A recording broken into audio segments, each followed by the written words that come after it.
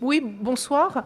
Pour ceux qui ne me connaissent pas, les rares, je m'appelle Florence Legros, je suis professeure dans cette université et j'ai l'honneur et le plaisir de diriger le magistère BFA.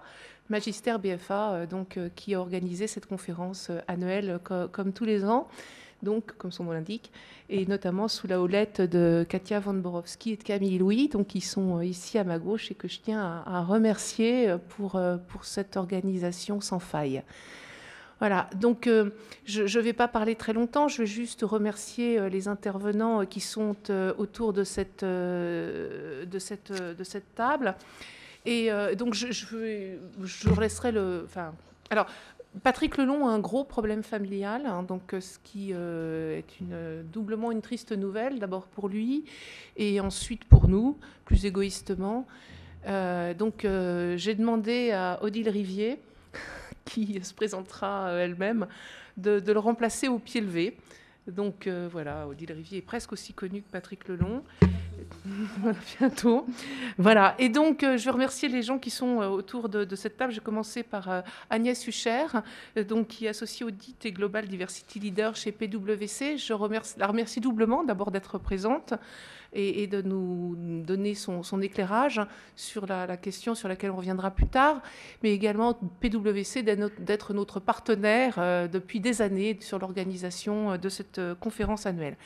Éric Chanet, chef économiste chez AXA, et responsable de la recherche sur les tendances et les thèmes économiques de long terme, associé à la stratégie d'investissement. Il nous racontera, voilà, qui est dans la sphère financière depuis de longues années. Ensuite, Cécile Tricon-Bossard, qui est membre d'une association qui s'appelle Financielle, dont elle nous parlera probablement, et qui est DRH adjointe de Natixis. Ensuite, Guillaume Hollard, qui est professeur associé à l'École d'économie de Paris. J'ai déjà parlé d'Odile Rivier. Christian Schmitt, qui est professeur émérite à l'Université Paris-Dauphine et spécialiste des neurosciences. Il nous en parlera plus tard. Sandrine Frenoy, qui a longtemps exercé les fonctions de DRH d'un grand groupe d'assurance. Et puis Constance Lévesque, qui en fait travaille à SMA Gestion, voilà, avec, j'ai oublié son nom, avec Sylvain Berthelet, et donc qui aurait dû être là et qui a eu un empêchement professionnel cette fois-ci de dernière minute, et donc elle nous racontera son insertion dans ce monde de la finance. Voilà, donc sans plus attendre, je vais passer la parole peut-être à Camille pour une courte introduction. Alors bonsoir à tous, le magistère est très heureux de votre présence ce soir. Alors petite précision, Monsieur Hollard est maintenant chercheur au CNRS à l'École Polytechnique. Nous souhaitons remercier vivement Odile Rivier qui a accepté de remplacer au pied levé Monsieur Lelon. Suite à certaines critiques, nous voulions également préciser que la conférence ne vise en rien à se demander si les femmes sont d'aussi bons financiers que les hommes. Ça, nous en sommes persuadés, c'est pour ça que nous sommes ici ce soir. La conférence vise plutôt à se demander si les femmes abordent ou non la sphère financière de la même manière que les hommes. Et si tel est le cas, cela peut expliquer ou non, d'une part, la sous-représentation féminine dans certaines professions financières, et d'autre part, si il existe une différence de performance ou de stratégie entre professionnels féminins et masculins. C'est ce que souligne ici notre question, qui s'est voulue un peu naïve et un peu provocatrice. Voilà, merci beaucoup et très bonne conférence à tous.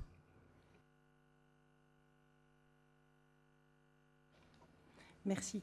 Bien, écoutez, bonsoir à tous. Donc, je propose pour l'année prochaine le thème « La finance mène-t-elle à tout ?» Parce qu'aujourd'hui, me voilà journaliste, qui n'est pas du tout mon métier d'origine, donc pourquoi pas.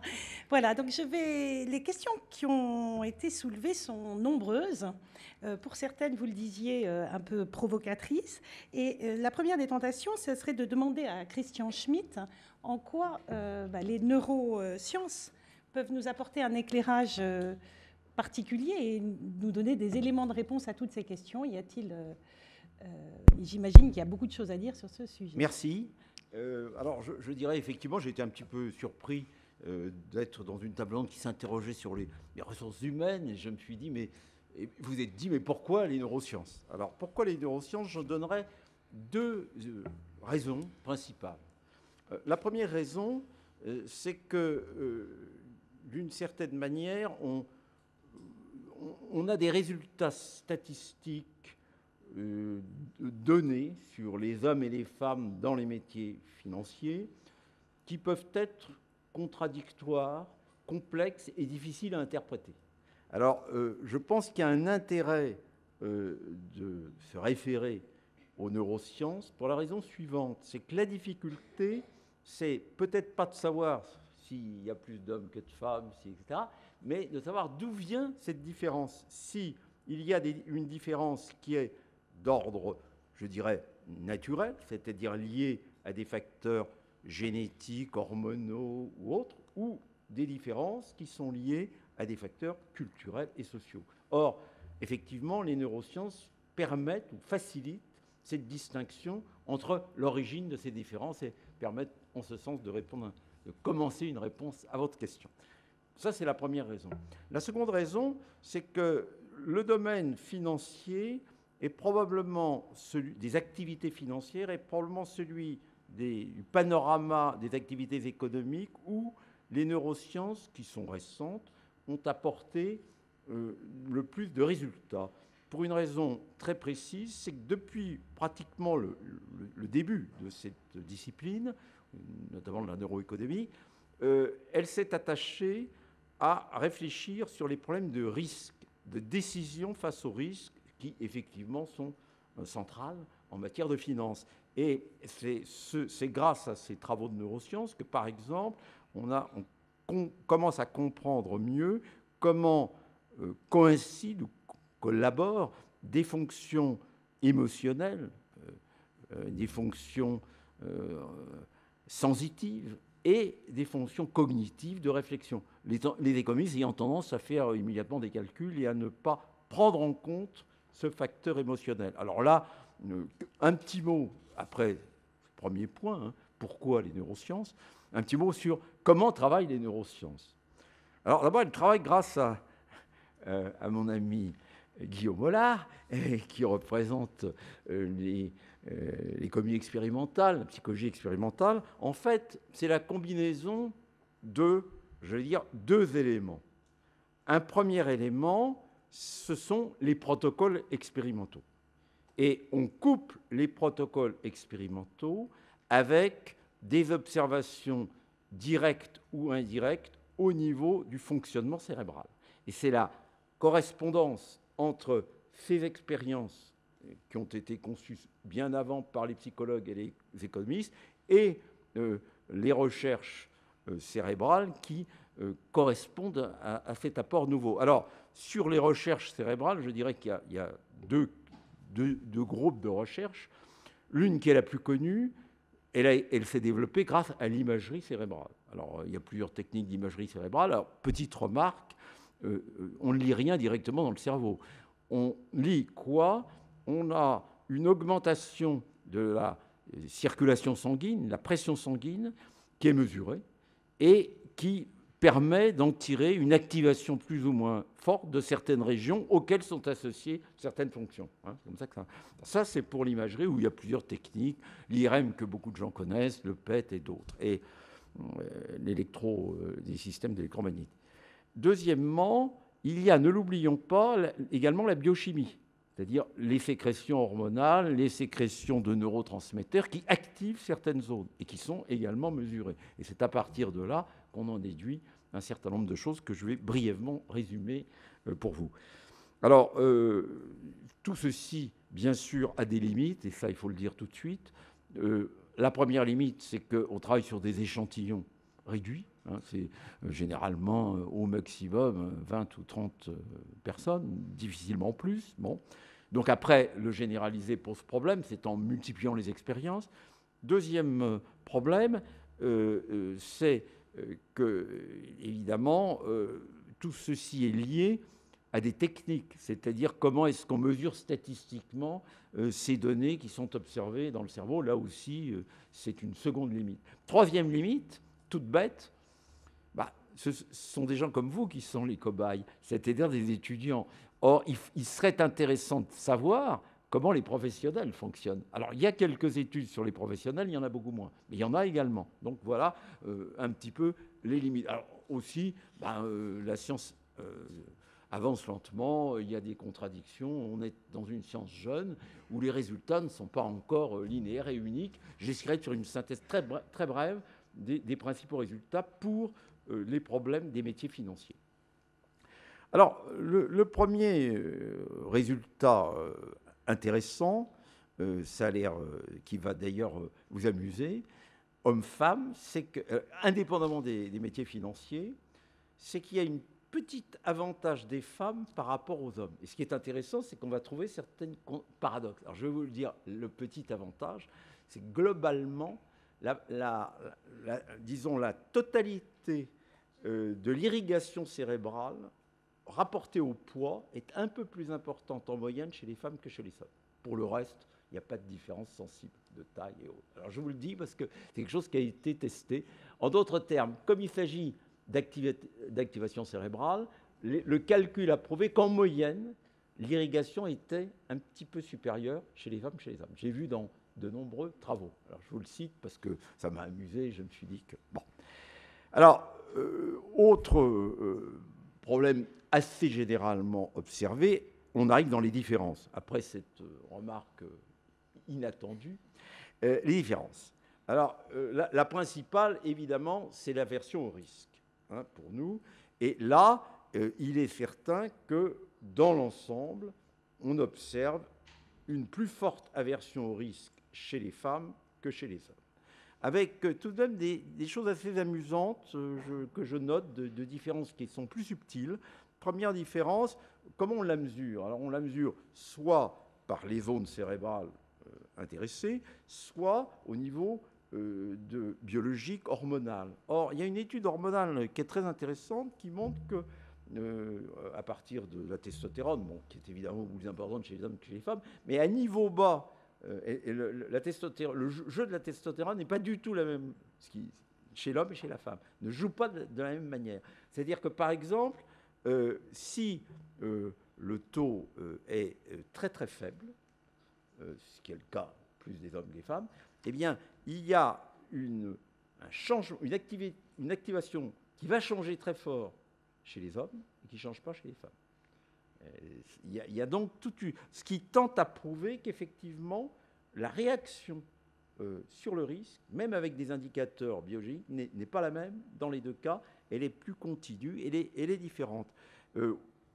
Au passage, d'ailleurs, je signale que d'être averse au risque ne présente pas nécessairement que des inconvénients pour les métiers financiers, puisque, alors, une autre étude qui est intéressante, c'est que, deuxième résultat fort intéressant, c'est que la manière, alors cette fois-ci on quitte la testostérone, la manière dont, en quelque sorte, fonctionnent les cerveaux féminins et masculins face effectivement au risque est assez différente, en ce sens qu'elles suivent des modalités neuronales distinctes.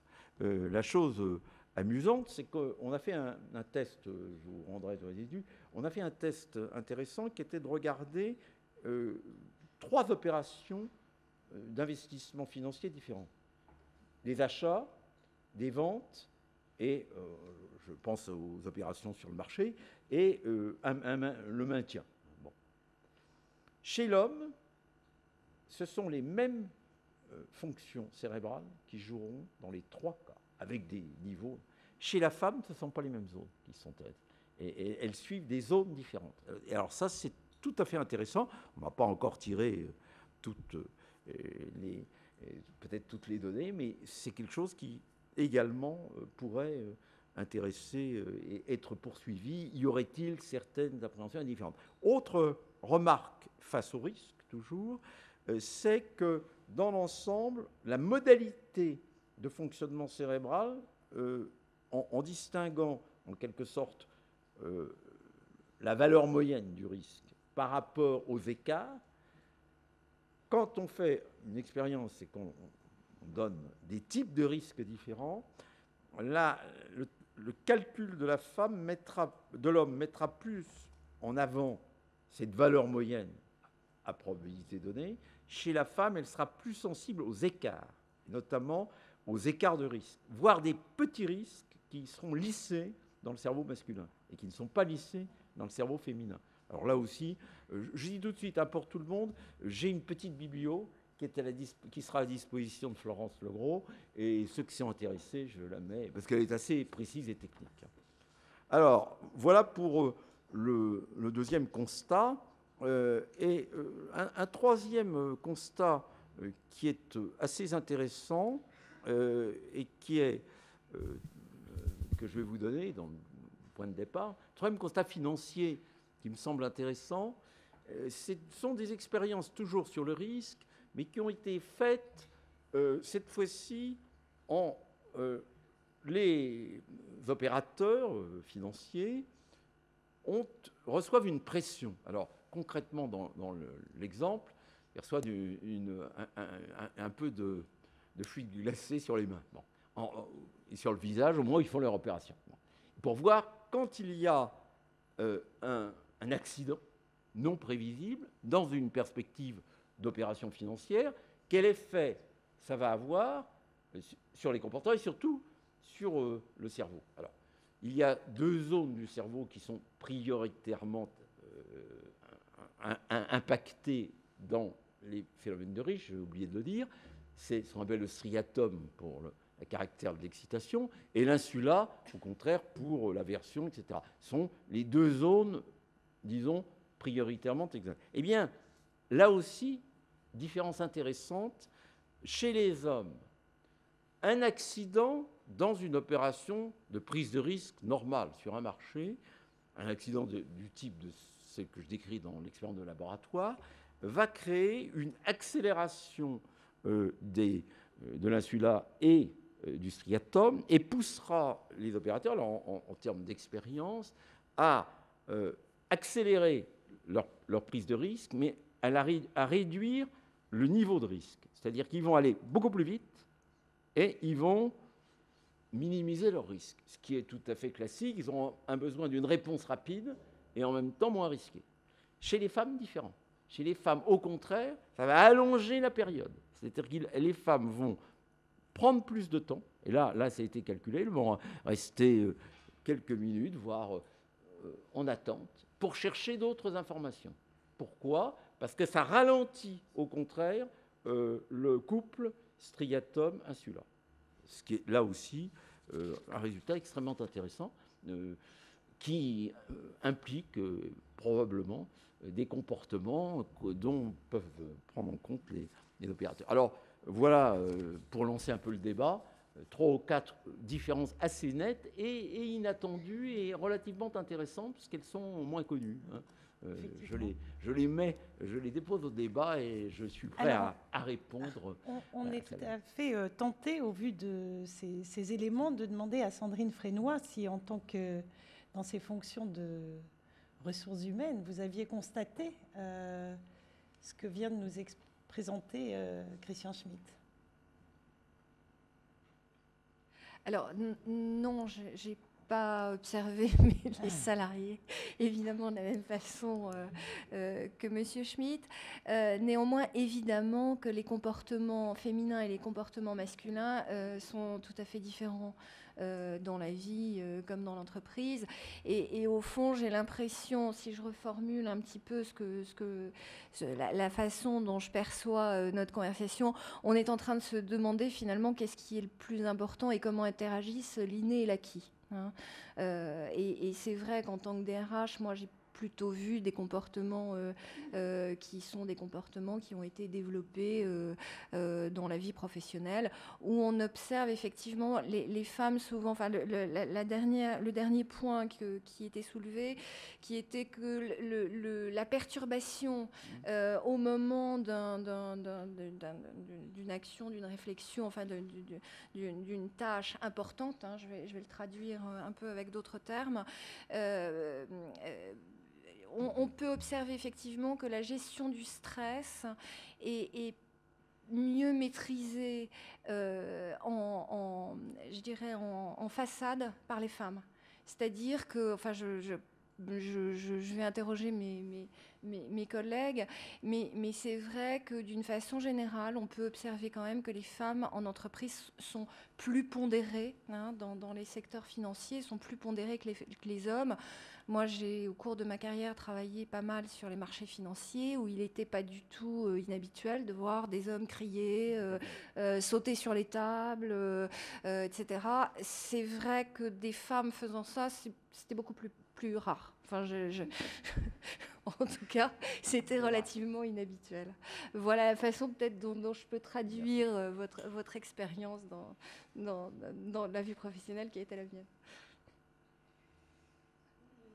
Monsieur Hollard, vos recherches vous ont mené aux mêmes conclusions, quand même d'une différence visiblement assez notable, ou sensiblement, j'ai envie de dire que pour l'instant on a l'air de dire que c'est sensiblement notable. Alors, je pense que c'est une question moi, qui m'a passionné, pas dès le départ, je dois dire, mais au départ, je pensais que c'était assez simple comme objet, en fait. Il y avait des hommes et des femmes, et ils étaient différents dans la société, on allait comprendre assez vite et assez bien pourquoi. C'est assez compliqué, en fait. Donc, je prends quelques minutes pour rappeler un peu ce qu'on peut savoir sur le sujet. Donc, on a beaucoup parlé du débat inné-acquis, je crois.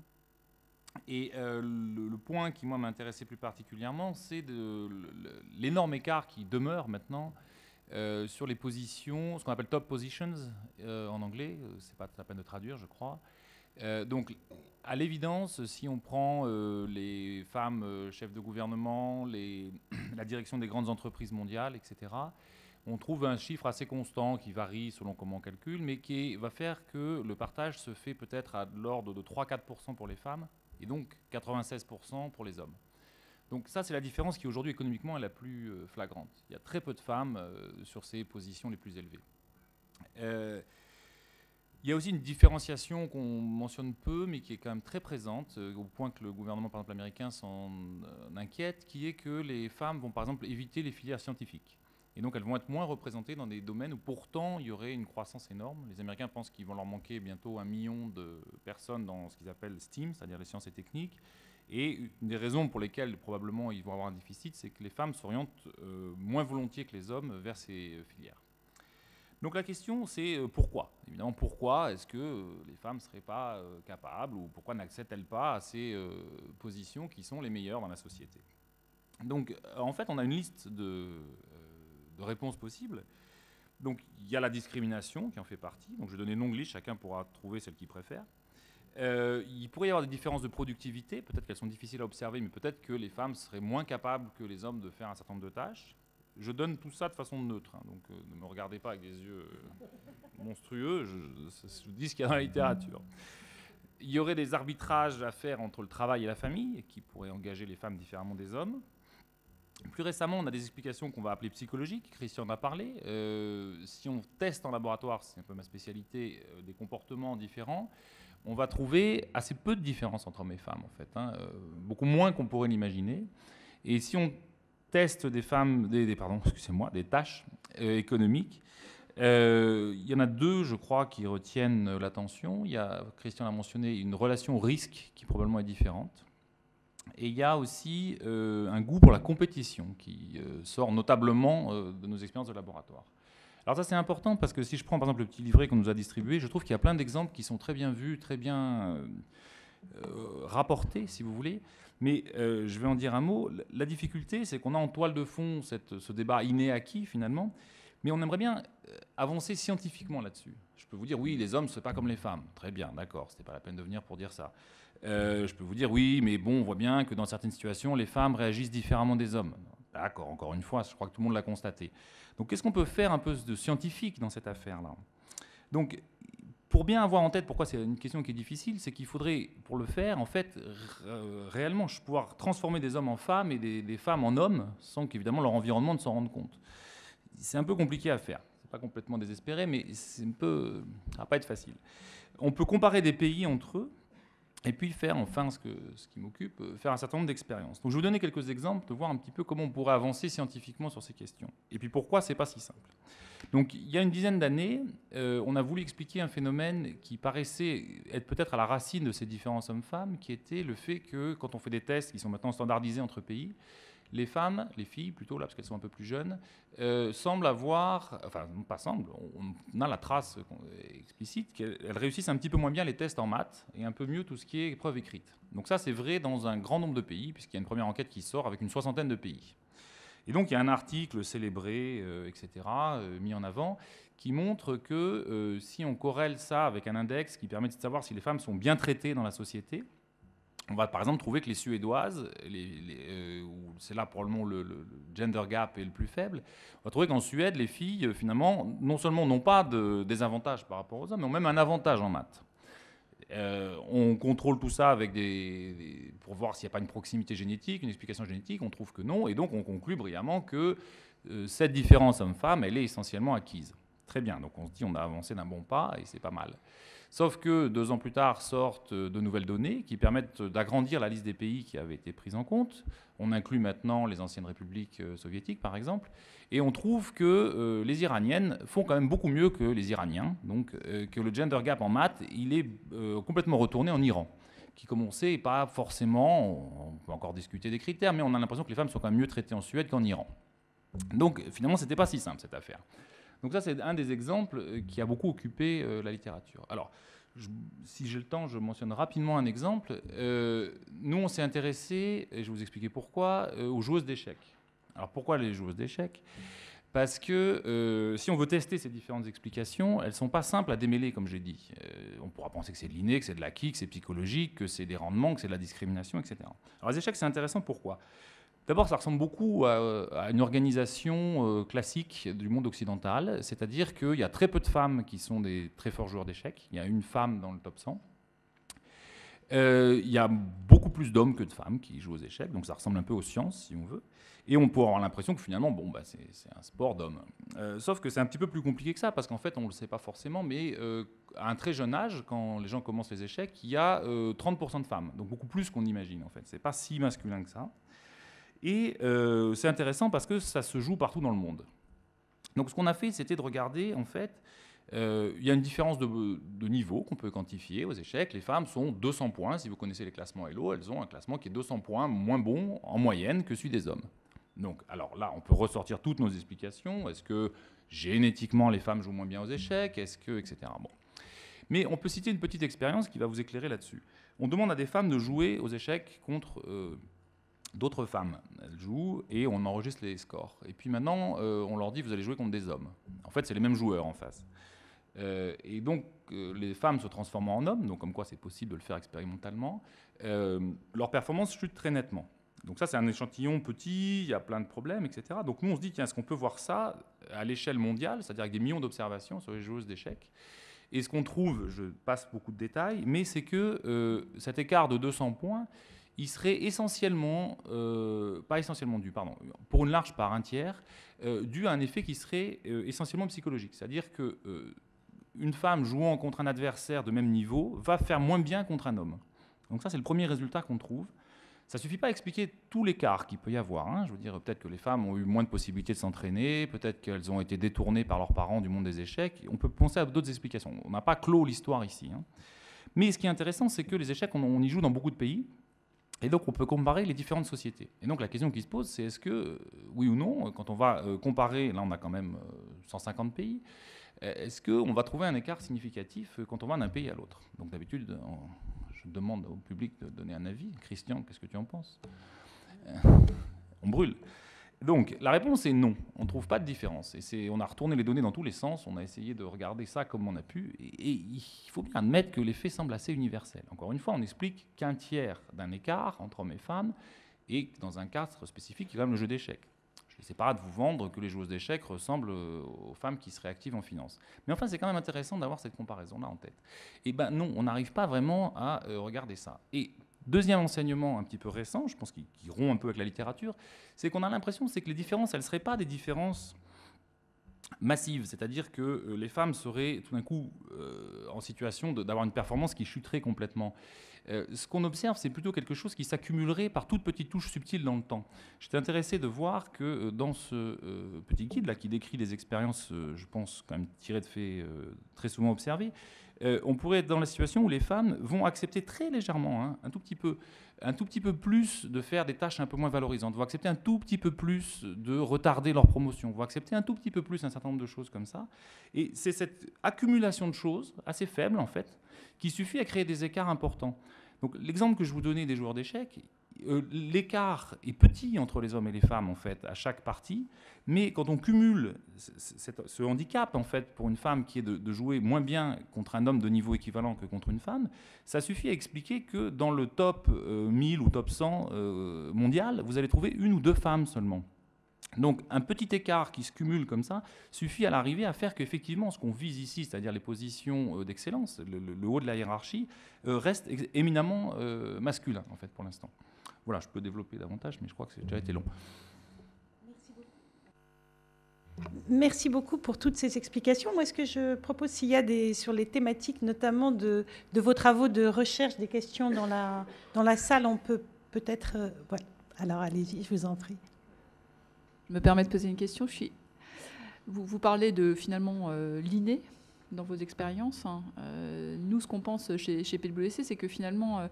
dans les comportements au quotidien, dans la vie professionnelle, beaucoup des différences résultent plutôt de l'éducation que l'on a pu avoir et de ce qui s'est transformé au fil du temps dans ce qu'on appelle des biais inconscients qui se traduisent, en fait, qui ont un impact ensuite sur la façon dont on travaille et dont on prend nos décisions dans la société. Est-ce que c'est quelque chose que vous regardez dans vos études ?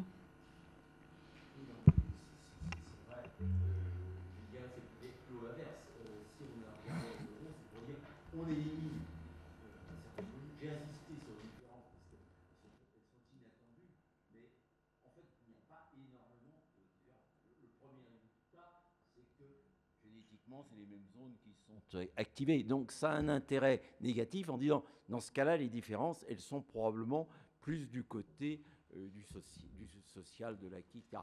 Il y a une petite remarque que j'ai oubliée tout à l'heure. Vous avez une petite différence, là aussi, observé et dans l'expérimentation et qui est une interprétation neuronale, c'est l'empathie. C'est-à-dire que les femmes ont tendance à être un peu plus empathiques que les hommes, ce qui peut peut-être parfois les desservir. Il y a des études récentes sur l'empathie qui sont à ce titre intéressantes. Une remarque, si vous le permettez. Je suis là, pardon. Oui. Je suis Nicolas Van Prague et j'ai soutenu une thèse de doctorat de sciences économiques ici en 2007 sur une théorie qui s'appelle toujours d'ailleurs, la déviance managériale. Et donc évidemment, dans ces travaux de recherche, je me suis posé la question de savoir, entre autres, si les femmes étaient moins managérialement déviantes que les hommes. Et évidemment, je me suis livré à une petite expérience à partir de pharmacie. Donc j'ai pris 100 pharmacies gérées par une femme et 100 pharmacies gérées par un homme. Et dans les 200 pharmacies, je me suis présenté pour obtenir un médicament pour lequel il fallait une ordonnance, alors qu'évidemment, je n'en avais pas. Et le taux de délivrance par les pharmaciens hommes a été de 52%, alors que le taux de délivrance par les pharmaciennes femmes a été de 35% à peu près. Ce qui correspond à une propension déviationniste différentielle de 1,5 fois. Alors, évidemment, la question c'est, est-ce que c'est transférable à l'univers global de la gestion? On ne peut pas réduire la gestion d'une officine à toute la gestion d'entreprise. Mais ça a été une première pierre, si vous voulez, à la question de savoir s'il y avait des différences. Et effectivement, quand on essaie de rechercher un petit peu les causes, il apparaîtrait dans l'analyse de la causalité que, effectivement, la femme aurait une propension à mieux respecter les règles, pour des raisons probablement d'éducation, puisque en l'espèce, il n'y a pas vraiment de biais, puisque c'est un homme qui posait la question à un homme, et un homme qui posait la question à une femme. Il est évident que si ça avait été une femme qui avait fait l'enquête, on aurait eu un écart encore plus fort. Mais c'est, à mon avis, un élément qui doit être rapporté dans la littérature de gestion, même si c'est une thèse en économie, Et donc, effectivement, il y a une propension déviationniste différente. Voilà. Je crois que vous aviez une Oui, moi j'ai une question. Question aussi. J'ai trouvé ce que nous disait professeur Schmitt et Guillaume Hollard absolument passionnant. Alors, ma question, elle est plus précisément pour vous, professeur Schmitt, puisque vous nous avez parlé de ce qu'on peut comprendre des différences génétiques. Mais Guillaume Hollard dit qu'il y a des tas de choses qui s'accumulent au cours de la vie. Et pour arriver au top, ça ne se fait pas à 15 ans. Alors, est-ce qu'il y a une dérive, je crois que vous appelez ça, ce qui est plutôt épigénétique. Donc, est-ce que, puisque tout change, hein, au cours de la vie, on n'a pas le même patrimoine génétique à la naissance, est-ce qu'il y a des choses qui changent et qui donc sont toujours du ressort du type d'analyse que vous pouvez faire et qui différencieraient les hommes et les femmes aujourd'hui et qui peut-être, à une autre époque ou dans d'autres circonstances, se différenciaient d'une autre manière? Il n'y a pas d'études directes là-dessus, à ma connaissance. Cela étant, ce que vous dites est très intéressant parce que l'opposition entre génétique et culturelle est tout à fait excessive. Et aujourd'hui, les travaux neurosciences essayent d'intégrer des facteurs culturels aussi. En d'autres termes, la vraie question, mais là on n'a pas d'échantillon, c'est est-ce que le degré d'adaptation des femmes sur une assez longue période ou de vieillissement est différent de celui des hommes? Alors là, effectivement, c'est une question intéressante. J'aurais tendance à être plutôt favorable à avoir une position en disant qu'il y a peut-être un petit avantage aux femmes du simple fait que, justement, elles se réagissent moins fort et elles intègrent davantage d'informations. Donc il serait possible de penser que leur degré de flexibilité cérébrale, finalement, peut être supérieur. Mais c'est largement hypothétique. Mais vous avez tout à fait raison. Et aujourd'hui, les travaux, comme vous savez, le cerveau se transforme tout au cours de la vie jusqu'à la fin.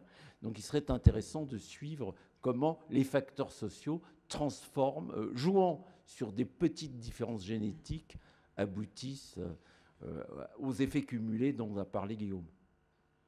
Je ne sais pas ce que tu en penses. Ce sont des questions qui sont largement ouvertes. Je vais reprendre un petit peu ce qu'on a dit, mais il faut bien avoir conscience que les différences qu'on peut observer dans toutes les tâches qu'on peut imaginer sont assez faibles en fait entre les hommes et les femmes. Donc le paradoxe aujourd'hui, c'est que on a des différences qui sont faibles d'un côté. On voit que les différences hommes-femmes se sont extraordinairement réduites. On a maintenant beaucoup de recul là-dessus dans énormément de domaines. Donc l'accès des femmes à l'enseignement supérieur s'est massifié dans les pays occidentaux. Donc beaucoup de choses se sont passées. Ce n'est pas un domaine qui est statique, ça bouge beaucoup. Mais on a toujours ce petit point faible sur l'accès aux plus hautes fonctions, où là les choses bougent quand même très peu en fait. Et donc la question pour le futur, c'est est-ce que ces petites différences qu'on trouve entre hommes et femmes, elles expliqueraient que finalement elles n'étaient pas suffisantes pour que dans la très grande majorité des cas, les femmes puissent avoir accès au même titre que les hommes à énormément de fonctions. Enfin, la liste des fonctions qui étaient très masculines et qui ne le sont plus aujourd'hui sont très fortes. Il y a qu'à penser en France à l'enseignement, à beaucoup de postes qui sont pourvus par concours, le droit, la médecine, etc. C'est vraiment des professions qui sont extraordinairement féminisées. Donc ça a beaucoup changé, mais on n'a pas encore, y compris à l'université d'ailleurs, trouvé la recette pour que les femmes accèdent au plus haut niveau. Donc je reviens un tout petit peu sur la question de l'inné et de l'acquis. Je pense ce n'est pas des catégories aussi claires. Je crois que tous les gens qui ont réfléchi un peu à la question le diront. On peut acquérir des choses qui semblaient innées. Enfin bon. Mais elles sont importantes parce que ce qu'il y a derrière en toile de fond, c'est la question des politiques publiques. Est-ce qu'on peut faire quelque chose pour faciliter l'accès des femmes ? Et aujourd'hui, c'est une question qui est assez mal étudiée. Donc je sais que beaucoup d'entre vous se destinent au monde de l'entreprise, mais il y en a peut-être qui auront envie de faire de la recherche. On ne sait pas vraiment, en fait, qu'est-ce qu'on peut faire pour aider les femmes à accéder mieux et plus vite à un certain nombre de fonctions. C'est pas si simple, parce que les politiques de discrimination n'ont pas l'air de jouer un rôle aussi marqué qu'on le voudrait. Et ça reste aujourd'hui la question ouverte. Donc derrière cette question inné-acquis, il y a aussi beaucoup la question de savoir si on peut faire quelque chose ou pas. Évidemment, plus on pense que c'est inné, moins on va penser qu'on peut faire quelque chose. Plus on pense que c'est acquis, plus on pense que l'éducation pourra favoriser un changement. Juste un petit mot pour compléter. Ce qui apparaît tout de même, c'est que c'est pas, en termes neuronaux, c'est que c'est pas tellement qu'il y ait des différences de zones activées et des différences de données de disposition dans le cerveau. c'est une stratégie qui est parfois d'utilisation des ressources du cerveau qui est un peu différente. Et plus je regarde les travaux là-dessus, plus j'observe qu'à partir de données qui sont les mêmes, grosso modo, il y aura un usage de ces données un peu différente entre les hommes et les femmes. Ça, c'est intéressant à étudier et voir comment on peut l'optimiser, même du point de vue managérial. Merci. Je propose qu'on arrête là les questions et qu'on reprenne tout à l'heure. Et parce qu'on est extrêmement tenté, maintenant qu'on a eu tous ces éclairages assez rationnels, de demander à Cécile Tricon-Bossard, donc qui est dans la finance depuis bien longtemps, maintenant, quelle est réellement aujourd'hui la place des femmes dans la finance? Et puis, est-ce que cette place a évolué à la fois dans ta pratique au quotidien et puis à travers peut-être des études réalisées, je sais qu'elles sont nombreuses, par l'association Financielle, pour voir comment se situe la place des femmes dans la finance et surtout si ça bouge, puisque c'est aussi un peu le sujet. Alors, je crois que, globalement, dans la finance, en tout cas, les effectifs sont assez... la part des femmes est importante. Si je prends une entreprise comme Natixis, les femmes représentent 50% de l'effectif. Et c'est à peu près le cas d'à peu près tous les établissements bancaires, globalement. Le point commun, c'est que, par contre, effectivement, quand on va tout en haut de l'échelle managériale, là, les femmes ont quasiment disparu. Elles sont à peu près... représentent à peu près 10% des cadres supérieurs, 10 à 20% des cadres supérieurs des établissements financiers. Donc là, effectivement, c'est un point commun. Il y a un élément particulier qui est une différence en fonction des métiers. C'est-à-dire que quand on va... La banque, c'est très varié comme métier. On va dans le retail, par exemple. Là, on recrute quasiment trop de femmes. On cherche des hommes. Effectivement, les candidatures féminines sont très nombreuses. En revanche, quand on va aller dans la banque d'investissement... je suis aujourd'hui DRH de la banque d'investissement, on a énormément de mal effectivement à recruter des femmes et elles représentent, alors globalement là encore elles vont représenter à peu près moitié-moitié, mais on va avoir 20 à 25% des femmes sur les fonctions de marché financier, peut-être un peu plus, entre 35 et 40 sur les activités de financement structuré par exemple, et sur les fonctions support, là on sera plutôt aux alentours de 55 à 60%. Donc évidemment, des métiers qui vont être rémunérés de manière très différente, des perspectives de progression qui sont là aussi très différentes, et donc des vrais écarts au niveau de l'entreprise qui sont effectivement compliqués à gérer. Donc c'est vrai qu'aujourd'hui, qu'est-ce qui explique cela? C'est pas évident. On a fait effectivement une enquête il y a quelques mois pilotée par Financielle, qui est donc effectivement un réseau de femmes des différents établissements bancaires, financiers, assurances de la place de Paris. Globalement, une enquête auprès de l'ensemble des cadres en fait, de la finance et de l'assurance. Globalement, le retour qu'on a, c'est que tout le monde considère que le secteur est jugé globalement plutôt favorable à la mixité. 84% des femmes disent que c'est un secteur favorable à la mixité. 94% des hommes. Donc là, ils sont encore plus... voilà. Donc il n'y a pas de raison en fait qu'il y ait des écarts comme ça. Simplement, effectivement, dans ma pratique, ce dont je me rends compte, notamment donc, sur les métiers de banque d'investissement, c'est qu'il y a à la fois des freins exogènes et des freins endogènes aux femmes, en fait, qui font qu'elles ne vont pas forcément aller sur ces métiers-là. Les freins exogènes, ça va être effectivement les stéréotypes et les croyances qui sont encore très tenaces dans l'entreprise, qui vont faire que les managers vont dire « je ne vais pas recruter une jeune femme parce que je sais que, voilà, à un moment donné, elle va nous quitter pour partir en congé de maternité, ou elle sera moins engagée, ou elle ne va pas vraiment vouloir gagner, voilà, elle va être moins accrochée à son bonus de fin d'année, elle sera plus prudente, elle sera plus consensuelle, ce n'est pas le profil qu'il me faut ». Voilà, donc il y a un certain nombre effectivement de stéréotypes comme ça qui font que ça va être plus compliqué pour elles. Il y a des pratiques qui sont aussi pas très women-friendly, on va dire les journées à rallonge, les réunions très tard. Il y a des métiers, je pense par exemple les fusions-acquisitions, sur lesquels effectivement il est tout à fait classique de passer des nuits, voilà. L'avantage, c'est qu'aujourd'hui, on commence même à avoir des hommes qui commencent à râler en disant pour notre équilibre vie perso, vie pro, même pour nous, c'est pas forcément... Et ça, je pense que c'est un peu l'avenir de la femme là-dessus, sur ces activités-là. Voilà, je pense qu'on pourrait le faire différemment, mais en tout cas, aujourd'hui, c'est une réalité qui fait qu'il y a un certain nombre de femmes qui en fait s'autocensurent en se disant ces activités-là, je ne vais pas réussir à gérer, à tout mener de front, donc finalement je préfère aller sur une activité qui sera avec un rythme, en imaginant d'ailleurs que les fonctions support ont des rythmes moins élevés, ce qui n'est pas toujours le cas. Voilà. Et puis il y a effectivement des freins qui là sont plus endogènes aux femmes, qui font qu'elles vont avoir plus de mal à réclamer, à se promouvoir, à aller oser effectivement poser leur candidature ou à avoir les bons réseaux qui vont leur permettre d'avoir l'information avant même que le poste éventuellement soit à pourvoir. Elles ne vont pas consacrer beaucoup de temps à leur réseau, elles vont être plus sur ma compétence me suffit, mon professionnalisme me suffit, on viendra me chercher, et malheureusement on vient assez rarement les chercher, ce qui peut se comprendre, puisque dans un milieu d'hommes, quand on rentre dans des réunions de managers de banques d'investissement, voilà, vous avez 80% d'hommes dans la salle. Ce n'est pas forcément très facile d'être une femme. Et donc, ces messieurs, souvent, préfèrent rester entre eux. Dans un comité de direction où vous n'avez que des hommes, bon, une femme, c'est la caution morale du comité de direction. Quand il y en a un peu plus, tout d'un coup, on va devoir fonctionner un peu différemment. Et ça, c'est effectivement il y a moins de blagues un petit peu... il y a des comportements qui vont devoir changer. Et ça, les hommes n'ont pas forcément toujours envie. C'est aussi impactant pour eux. Voilà. Moi, je suis assez... dans les banques d'investissement, je crois qu'aujourd'hui, il y a une vraie prise de conscience sur le sujet de la mixité.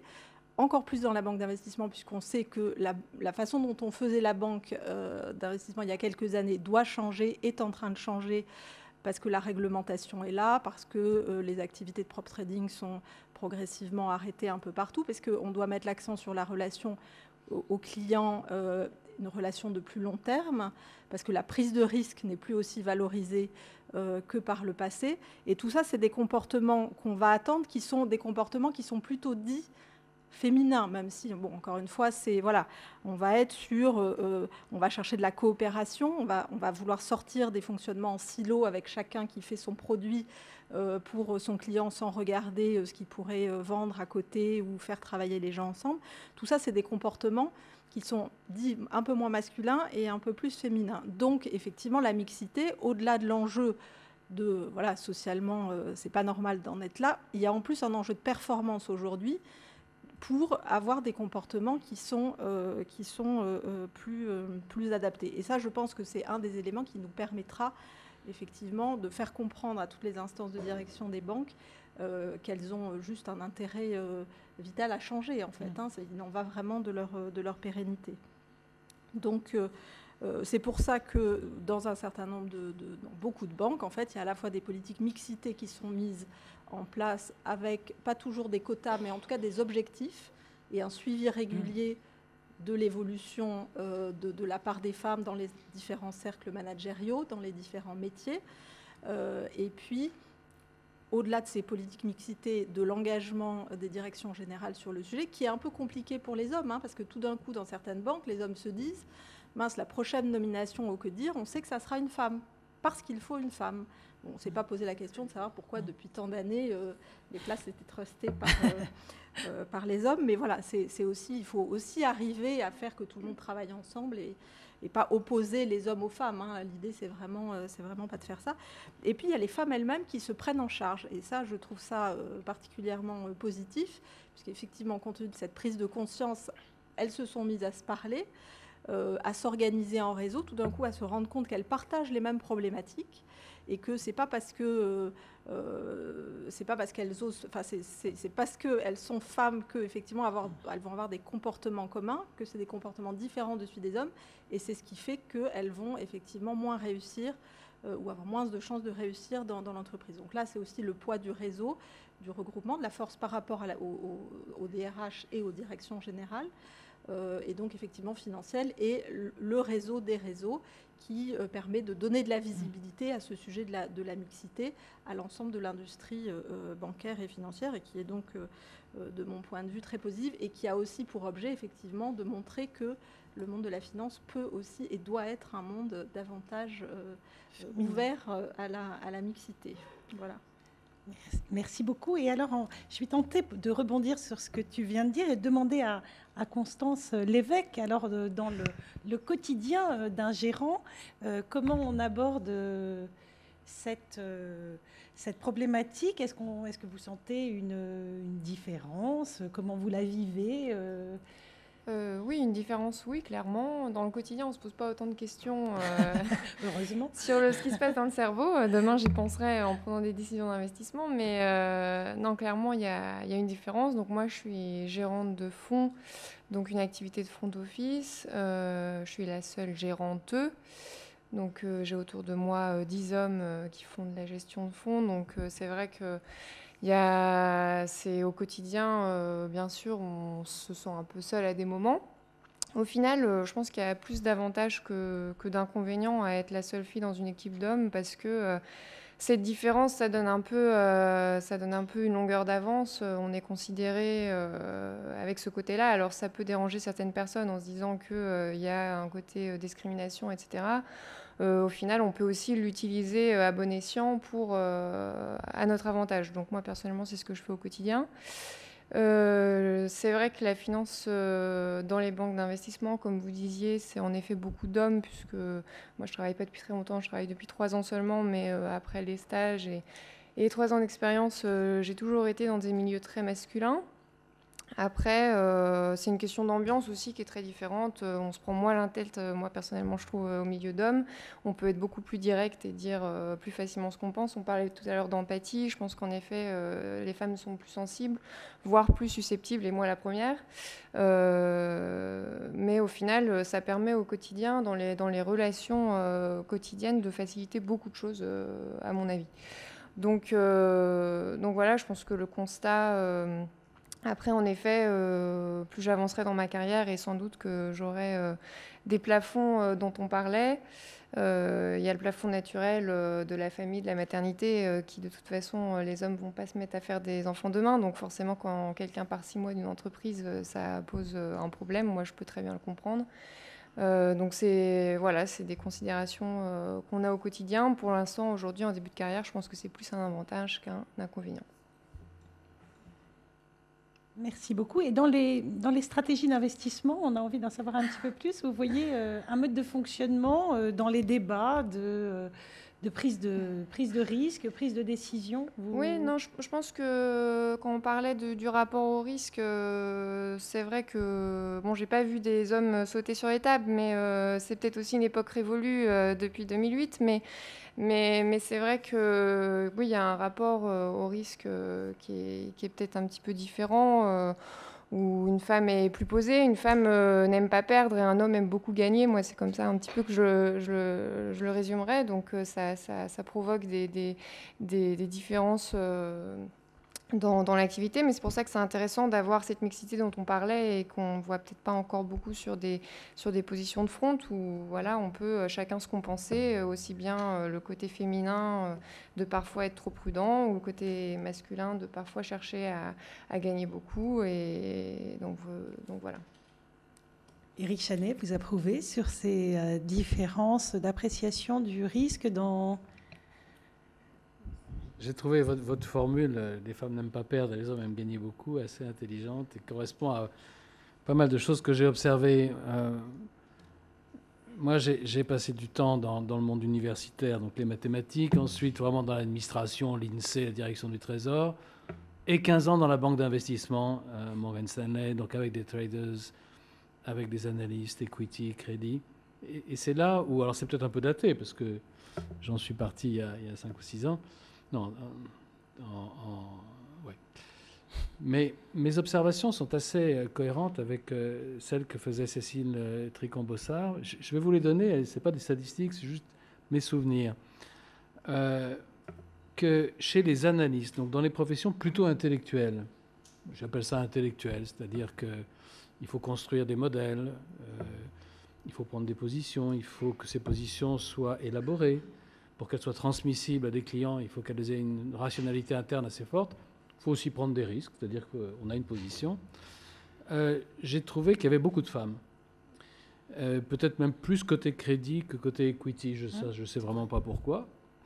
Le crédit, c'est peut-être un peu plus mathématique. Mais en tout cas, j'ai été frappé que, aussi bien à New York qu'à Londres, les femmes réussissaient bien dans la partie analyste. Et quand je dis bien réussir, ça voulait dire pouvant gagner plus que le CEO de Morgan Stanley. Je me rappelle de celle qu'on appelait The Internet Queen, Mary Maker, qui était une femme très modeste, qui roulait non pas dans une Porsche, mais dans une voiture japonaise un peu pourrie. Elle gagnait 15 millions de dollars par an, plus que John Mack. Et pourquoi? Parce qu'elle avait de bons calls sur la durée. En revanche, quand on passe dans des salles de trading, où il y a beaucoup de gens, il n'y a pas une seule femme, mis à part éventuellement dans les fonctions support. Et les traders ne sont pas, comme souvent on en a une image un peu absurde, qui sont des spielers, des gens qui sont un peu dingues, qui prennent des risques. Non. On prend par exemple plutôt des champions de golf que des mathématiciens pour être sûr que les gens savent gérer leurs risques. Mais là, il n'y a pas de femmes. Et je me suis vraiment beaucoup posé la question parce que ce que vous dites est très intéressant, c'est qu'il y a une approche vis-à-vis du risque qui peut-être pourrait donner un avantage stratégique s'il y avait un meilleur équilibre. Pourquoi est-ce qu'il n'y a pas de femmes? Je me suis posé la question, je tâcherai de vous donner quelques idées. En revanche, mais ça c'est plus traditionnel, dès qu'on passe chez les sales, il y a beaucoup de femmes. Ce sont des relations, il faut remporter des deals, souvent avec des gens en face qui sont des hommes. Bon, ça ne m'étonnait pas trop. Et au top management, alors c'est pas comme chez les traders où je n'ai jamais vu de femmes. Au top management, il y a des femmes, mais c'est un peu l'exception, il y en a peu, mais on parle de très petits échantillons. Et lorsqu'il y en a, ce sont des réussites assez extraordinaires. Ce sont des gens qu'on garde dans sa mémoire. Des exemples de réussite avec des profils différents. Donc on a un petit peu l'impression, j'ai un point de vue là que je vous donne franchement masculin, d'aliens. Et si elles ont réussi, c'est qu'elles avaient des qualités peut-être qu'on ne trouvait pas chez les hommes. C'est rare, pour des raisons qu'on peut comprendre, vous en avez donné quelques-unes, mais quand la possibilité est là, c'est souvent assez impressionnant. Après, je me suis posé la question, quels sont les critères différenciants? Alors, ça tourne quand même beaucoup autour de la compétition, de la concurrence, mais de la compétition pour aller au degré ultime de la compétition. Alors, quand j'étais plutôt dans les maths, il y avait une chose qui m'avait intéressé, vous avez peut-être regardé. On a un échantillon assez intéressant en maths qui est fourni par les Olympiades de maths, qui est une invention russe, enfin russe et hongroise, etc., assez extraordinaire, où tous les étudiants des collèges et des lycées concourent. Donc c'est des échantillons absolument énormes. Ça commence en 1950 jusqu'à maintenant. Et les statistiques que j'avais vues quand je me posais des questions en mathématiques et non pas en finance étaient les suivantes. C'est que les filles réussissaient mieux, mais vraiment mieux, jusqu'au quart de finale, où il y en avait encore pas mal. Demi-finale, presque toutes disparaissaient. Et en finale, il n'y en avait pas du tout. Et donc c'est assez impressionnant parce que, alors soit il y a en mathématiques des choses un peu spéciales, parce que ceux qui sont des finalistes des Olympiades sont des cerveaux un peu différents, peut-être comme aux échecs. J'en sais rien. Là-dessus, apparemment, la science nous dit que non, ce n'est pas une bonne piste. Mais ce désir de « je veux être le premier », non pas être dans les meilleurs, mais le premier, il n'y en a qu'un seul premier, il y a peut-être là une déformation un peu masculine qui peut venir de l'éducation, de tout ce que vous voulez. Mais ce désir de gagner, et donc en quelque sorte d'écraser les autres, est peut-être moins partagé du côté des femmes. Et ça m'a amené à une hypothèse, juste que je vous lis comme ça, mais c'est en réfléchissant, en écoutant tout le monde. Je me dis, dans le fond, en économie, on sait que quand il y a des rendements des chaînes croissants, la concurrence ne survit pas. C'est-à-dire qu'on arrive à un monopole. Et on n'a pas besoin d'avoir de grandes différences. Je me rappelle, il y avait de très bonnes études qui avaient été faites sur les technologies de réacteurs nucléaires, entre les réacteurs nucléaires qui ont finalement gagné le monde entier, les PWR, donc à eau pressurisée, et ceux qui étaient à eau bouillante. Il y avait General Electric contre Westinghouse. C'était franchement, en termes de performance, quasiment la même chose.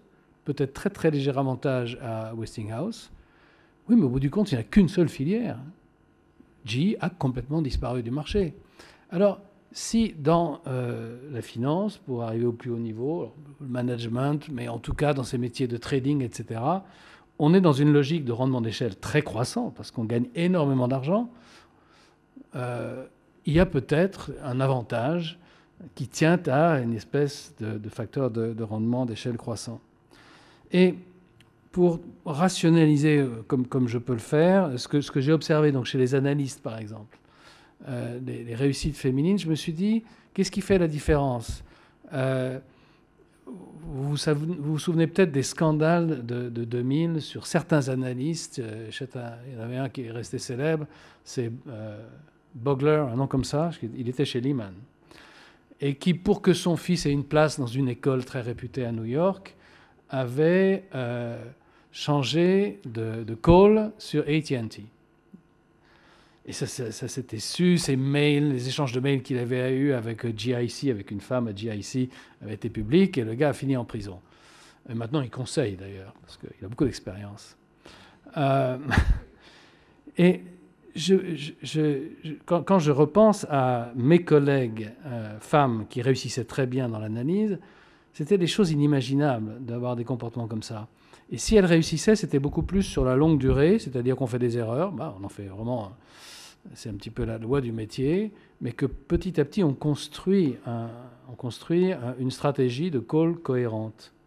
Et j'ai eu l'impression que c'était quelque chose qui était peut-être... les différences sont toujours extrêmement faibles. Et au départ, il y a beaucoup plus d'hommes que de femmes dans ces métiers-là. Mais ces différences un peu faibles leur donnaient un avantage sur la durée. Il ne suffit pas d'avoir eu raison sur Amazon, par exemple. Après, il faut construire toute une stratégie pour devenir Internet Queen. Et ce n'était pas une dingue, c'était une fille très rationnelle, très froide et très modeste. Le contraire de Henry Blugger. Voilà, j'en reste là. Merci beaucoup. Je suis tentée de vous poser la question, Anne Schreier, d'avoir, vous qui avez une vision aussi peut-être plus large que strictement le monde financier, est-ce que vous retrouvez à la fois dans la finance, à la fois chez PwC, tout ce qui vient d'être dit? Merci. Alors déjà, je voulais dire que je suis très contente de voir que ce soir, il y a beaucoup d'hommes dans la salle. Et ça, c'est pas souvent le cas quand on a un débat de cette nature-là. Et pour moi, c'est extrêmement important parce que... Donc, je ne sais pas si vous étiez obligé de venir ou c'est parce que le débat vous intéresse. Mais en tout cas, si vous pouvez retenir une seule chose, c'est que finalement, quand on parle de diversité, hommes-femmes, de diversité de toute nature, finalement, ce dont on parle ici, c'est de talent. Et les talents, on en a besoin dans toutes les entreprises et c'est ce qui fait qu'une entreprise sera successful. Récemment, alors il y a plein d'études qui montrent que la diversité, ça apporte plus en termes de performance. Nous, récemment, on vient de sortir une étude, tous les ans, on fait une étude auprès des grands CEO dans le monde qui viennent de nous confirmer que 80% d'entre eux, dans leur entreprise, ont un projet pour améliorer cette diversité, pour la valoriser, et que 85% d'entre eux pensent que cela a permis d'améliorer la performance et l'innovation au sein de l'entreprise. Donc ça, je voulais le dire parce que je pense que c'est important et j'espère que les hommes dans la salle le retiendront. Alors moi, ce soir, ça m'intéressait de venir pour plusieurs raisons. D'abord, je suis donc dans l'audit, c'est un métier financier finalement. En plus, je suis commissaire aux comptes et je signe les comptes de grandes banques françaises, donc je vois certains, donc pas très loin de chez vous d'ailleurs, et enfin aussi les banques de l'intérieur, mais avec un point de vue externe. Et puis chez PwC, je m'occupe de ce qu'on appelle le projet diversité au niveau mondial et en France. Alors dans ce qui a été dit, moi il y a des choses sur les risques. À la fois c'est étonnant ce que vous dites, parce que finalement ce que l'on voit dans la réalité, c'est que chez nous, les femmes acceptent plus de projets risqués que les hommes, souvent. Donc, est-ce que c'est une façon de gérer les risques qui est différente? Ça, c'est à voir. Peut-être que les femmes savent moins dire non. Mais ce que je voulais dire surtout, c'est que chez PwC, pour réussir... Alors déjà, peut-être vous donner quelques chiffres. On a dans le monde 50% de femmes, 50% d'hommes. On a 18% de femmes associées dans le monde, 23% en France. Donc quand je disais que c'est une question de talent, on recrute 50% d'hommes, 50% de femmes. On les recrute parce elles ont du talent. On n'en a plus que 23% après un certain nombre d'années. Ça veut dire qu'on perd des talents. Et c'est pour ça que l'on est convaincu qu'il faut que l'on arrive à convaincre ces jeunes femmes que l'on a recrutées qu'elles peuvent envisager une carrière chez PwC. Quand on regarde ce qui se passe surtout les premières années, elles sont aussi performantes que les hommes, ou les hommes performent aussi bien que les femmes. Elles sont tout aussi... les promotions sont de même proportion entre hommes et femmes. La différence, ce qui se passe ensuite, est lié à ce que vous évoquiez tout à l'heure, qui est la maternité, qui est perçue encore de manière extrêmement... Il y a une croyance qui est, le jour où j'aurai des enfants, je partirai parce que c'est pas possible. Juste pour démystifier cette croyance, chez PwC, en France, en tout cas, 85% des femmes associées ont des enfants. Elles en ont entre 2 et 4. Moi, j'en ai 3. Ça ne m'a jamais posé de problème dans ma carrière. Je n'ai jamais perdu une année, comme on dit, dans un cabinet d'audit. Donc, c'est beaucoup de croyances que l'on doit nous démystifier. Donc, que l'on sait que l'on doit travailler auprès de nos femmes avant ce moment-là. Cécile aussi, beaucoup. Voilà.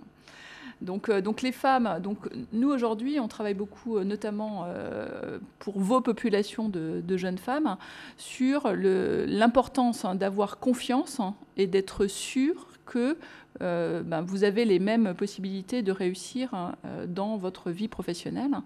Donc on a notamment un événement, je ne sais pas si vous avez vu sur notre site carrière.pwc.fr, qui s'appelle Aspire to Lead, qui est la 2e fois cette année. L'année dernière, on avait fait un partenariat avec Sheryl Sandberg, qui est la CEO de Facebook, qui a écrit un livre que vous avez peut-être lu l'année dernière, qui s'appelle Lean In. Et cette année, on va travailler plus sur la confiance. Et on pense que ça, et il faut vraiment démystifier cela. Sachez qu'après, dans l'entreprise, nous, on considère que les femmes sont tout aussi performantes et réussissent tout aussi bien que les hommes. Merci beaucoup. Florence, alors, toi qui as eu un parcours dans une longue carrière, à la fois universitaire, à la fois en tant que recteur, est-ce que tu peux nous faire part, et puis en tant qu'enseignant, par rapport à tes étudiantes et étudiants, est-ce que tu peux nous faire part de tes remarques sur tous ces sujets? Oui, alors j'ai été très intéressée par ce que disait monsieur tout à l'heure, Van Praag, c'est ça? Voilà, j'ai pas noté. Voilà. Et ce que je voulais dire, c'est qu'une des premières personnes à qui on avait pensé pour organiser ce débat, alors ça nous met un tout petit peu sensiblement sur un autre registre, c'était Daniel Lebègue qui dirige Transparency International France. Et précisément parce que c'était le type de question que vous avez abordé, que j'avais l'intention de lui poser. Parce que, en fait, une des raisons pour laquelle alors, Transparency International, pour ceux qui ne connaissent pas, en fait, regarde les déviances financières à travers le monde, que ce soit les hommes d'État de telle ou telle nation qui partent avec la caisse, ou que ce soit, en fait, d'autres déviances plus microéconomiques, on va dire. Et donc, il y a un rapport, d'ailleurs, qui vient de sortir de Transparency International, ce qui probablement a beaucoup occupé Daniel Lebègue. Et donc, enfin bref, il n'était pas disponible. Et une des raisons pour lesquelles ça nous était passé un petit peu par la tête, c'est que quand on se penche sur la liste des... alors, c'est beaucoup moins scientifique que ce qui a été dit, et j'ai un peu honte de la faible représentativité statistique de ce que je vais dire, mais quand on se penche sur la liste des 20 traders qui ont fait les plus grosses pertes ces dernières années. Alors, il y en a 2 qui, en tout cas, où il y a marqué, enfin, on ne sait pas si c'est un homme ou une femme, et donc, mais tous les autres sont des hommes. Et donc, il n'y a pas de comme on dirait, sans donner de nom, voilà, de géromètre. Voilà. Voilà. Et donc, ça, je trouvais que c'était assez surprenant, effectivement, de regarder ça. J'ai vérifié il y a un instant. Et alors, c'est vrai que... Alors, c'est un peu curieux parce qu'à la fois... quand on demande, effectivement, il y a des études d'économie comportementale ou de finance comportementale que vous connaissez probablement très, très bien, et notamment qui sont faites de façon formidable à PSE, par, je pense à celle de Luc Arondel et d'André Masson. Et en fait, ce qui montre, c'est qu'une des grandes différenciations, c'est l'aversion au risque entre hommes et les femmes. En revanche, sur ce que vous avez appelé empathie et qu'on peut appeler altruisme, je ne sais pas, en fait, eux, ils montrent qu'il n'y a pas d'effet de genre, pour dire les choses. Donc, c'est autrement. Et c'est des questions sur est-ce que vous pensez qu'avoir des enfants, c'est un investissement, ou est-ce que c'est un lien à très long terme, etc. Donc manifestement, moi je m'attendais à ce que les femmes répondent plus facilement oui, et en fait elles répondent pas plus facilement oui. Mais l'aversion au risque, c'est vraiment un truc qui est vraiment déterminant, et disent effectivement qu'on torde les études dans tous les sens. Ça, c'est vraiment quelque chose qui ressort. Et donc, je repensais à ces particularités managériales auxquelles, moi, j'en suis assez convaincue. Alors, là, c'est pas testé par les différentes enquêtes, mais alors, effectivement, Odile, tu faisais allusion à mon expérience de recteur, et j'ai eu l'occasion de travailler avec un secrétaire général de l'académie, et donc, qui était en fin de carrière. Et donc, après moi, il a travaillé à nouveau avec une femme, et on a eu l'occasion d'en discuter, et j'étais la première femme avec laquelle il travaillait. Et il disait qu'il ne s'en doutait pas avant, mais qu'il y a indéniablement des caractéristiques managériales qui sont extrêmement différentes. Alors, je ne sais pas si c'est de l'empathie, mais il disait, par exemple, vous passez dans les bureaux le matin pour dire bonjour. Et c'est un truc... alors, et donc, tout le monde... Et donc, apparemment, c'est assez féminin, ce genre de choses. Et moi, j'ai toujours considéré que c'était un gain de temps formidable, parce que du coup, j'arrivais à faire travailler les gens beaucoup plus durs en leur faisant mon numéro de charme le matin. Et donc, donc je ne sais pas, mais bon, il n'y avait pas que ça. Il y avait une profonde... Ce qu'il disait, par exemple, c'est que les femmes étaient plus... Alors, toujours sur les particularités managériales, beaucoup plus honnêtes, hein. Et donc, quitte à d'ailleurs y laisser leur poste à la fin parce qu'elles ont refusé de faire plaisir à tel ou tel ministre, en l'occurrence, dans ce genre de fonction. Et donc, voilà. Et ça, voilà, je ne sais pas si ça a une grande portée statistique, mais en tout cas, c'était intéressant ce qu'il disait. Et alors, l'autre chose qui a fait écho dans ce que vous disiez, notamment Guillaume Mollard tout à l'heure, c'est cette affaire d'autocensure, etc. Et alors ça, c'est un vrai souci, et ça, je l'ai eu comme recteur, effectivement. C'est que, effectivement, il n'y a pas de femmes dans les études scientifiques. Et sur les olympiades de mathématiques, puisque le recteur remet un prix tant que ça reste au niveau régional, etc., on a exactement la même situation, effectivement, avec peu d'équipes mixtes, finalement, et des filles qui réussissent très, très bien, et qui réussissent plutôt mieux. Et alors, en revanche, personne chez les filles ne va faire d'études scientifiques. Et à tel point que tout est informatisé maintenant, et donc quand à la fin de la classe de 3e, parce que ça commence très très tôt, hein, c'est-à-dire que en fait sur les bacs pro, par exemple, les bacs professionnels, voire les CAP, alors c'est un peu loin des problèmes qu'on a dans cette université. En fait, ce qu'on voit, c'est les filles, elles vont faire du toilettage canin pour aller vite, hein, ou alors c'est coiffure premier choix, toilettage canin deuxième choix, vous en concluez ce que vous voulez. Et donc les garçons vont plutôt sur les métiers industriels et sur lesquels ils vont trouver du boulot. Et donc c'est un vrai problème aussi qu'on a à l'éducation nationale en amont. Et alors moi, ce que j'avais fait, c'est que j'avais demandé, c'était un homme qui avait fait, qui était un truc remarquable qui existe toujours, qui s'appelle LXL, donc Excel EX, hein. Et donc, pour essayer d'orienter les filles vers des métiers plus industriels et sur lesquels, en fait, elles réussissent statistiquement mieux quand elles y arrivent. Je pense en particulier au métier de grutier, qui est un métier difficile. Et en fait, voilà. Et donc, l'autre chose qu'on avait faite, c'est que donc le logiciel en fin de 3e que les gens, enfin ceux qui ont des enfants ici, ont rempli ce truc-là pour les vœux d'orientation. Et en fait, le recteur a la possibilité de rajouter des points, voilà. Et donc moi, ce que j'avais fait, c'est que j'avais rajouté des tonnes de points aux filles dès lors qu'elles émettaient un vœu industriel. Parce que je me suis dit, déjà, il n'y en a pas beaucoup qui émettent ce genre de vœux. Si en plus, elles ne sont pas prises, on a l'air malin, quoi. Et donc, du coup, je ne sais plus, j'avais 400 points de bonus, enfin, le truc qui écrase tout, quoi. Et bien, en fait, ça ne changeait rien. Et ça ne change rien. C'est ça qui était terrible, c'est que ça ne changeait rien. C'est-à-dire qu'en fait, le déficit, il ne venait pas dans le niveau, hein, puisque en fait, il y a des points avec l'excellence du dossier. Il vient sur le vœu initial. Et ça, c'est un truc, même avec les ABC de l'égalité, je ne sais pas comment on peut s'en sortir. Et là, il y a un vrai problème d'autocensure. Et ça, voilà, moi, je l'ai vu de mes yeux vus, et qui est un vrai souci, quoi. Voilà, tout ce que j'ai à dire. Merci beaucoup. Oui, c'est du vécu. Du vécu. Sandrine Frénois, vous vouliez intervenir, oui. Moi, je voulais juste rajouter ce que j'ai pu observer dans les grands groupes, dès lors qu'on parle de top position, comme vous le disiez tout à l'heure, c'est que la majorité des groupes financiers sont des groupes internationaux, ce qui signifie aussi que pour aller loin dans la position hiérarchique, il faut accepter une totale mobilité géographique d'un continent à l'autre. Je ne parle pas pan-européenne, mais vraiment mondiale. Et que dans ces cadres-là, il est assez difficile d'envisager dans un couple 2 carrières.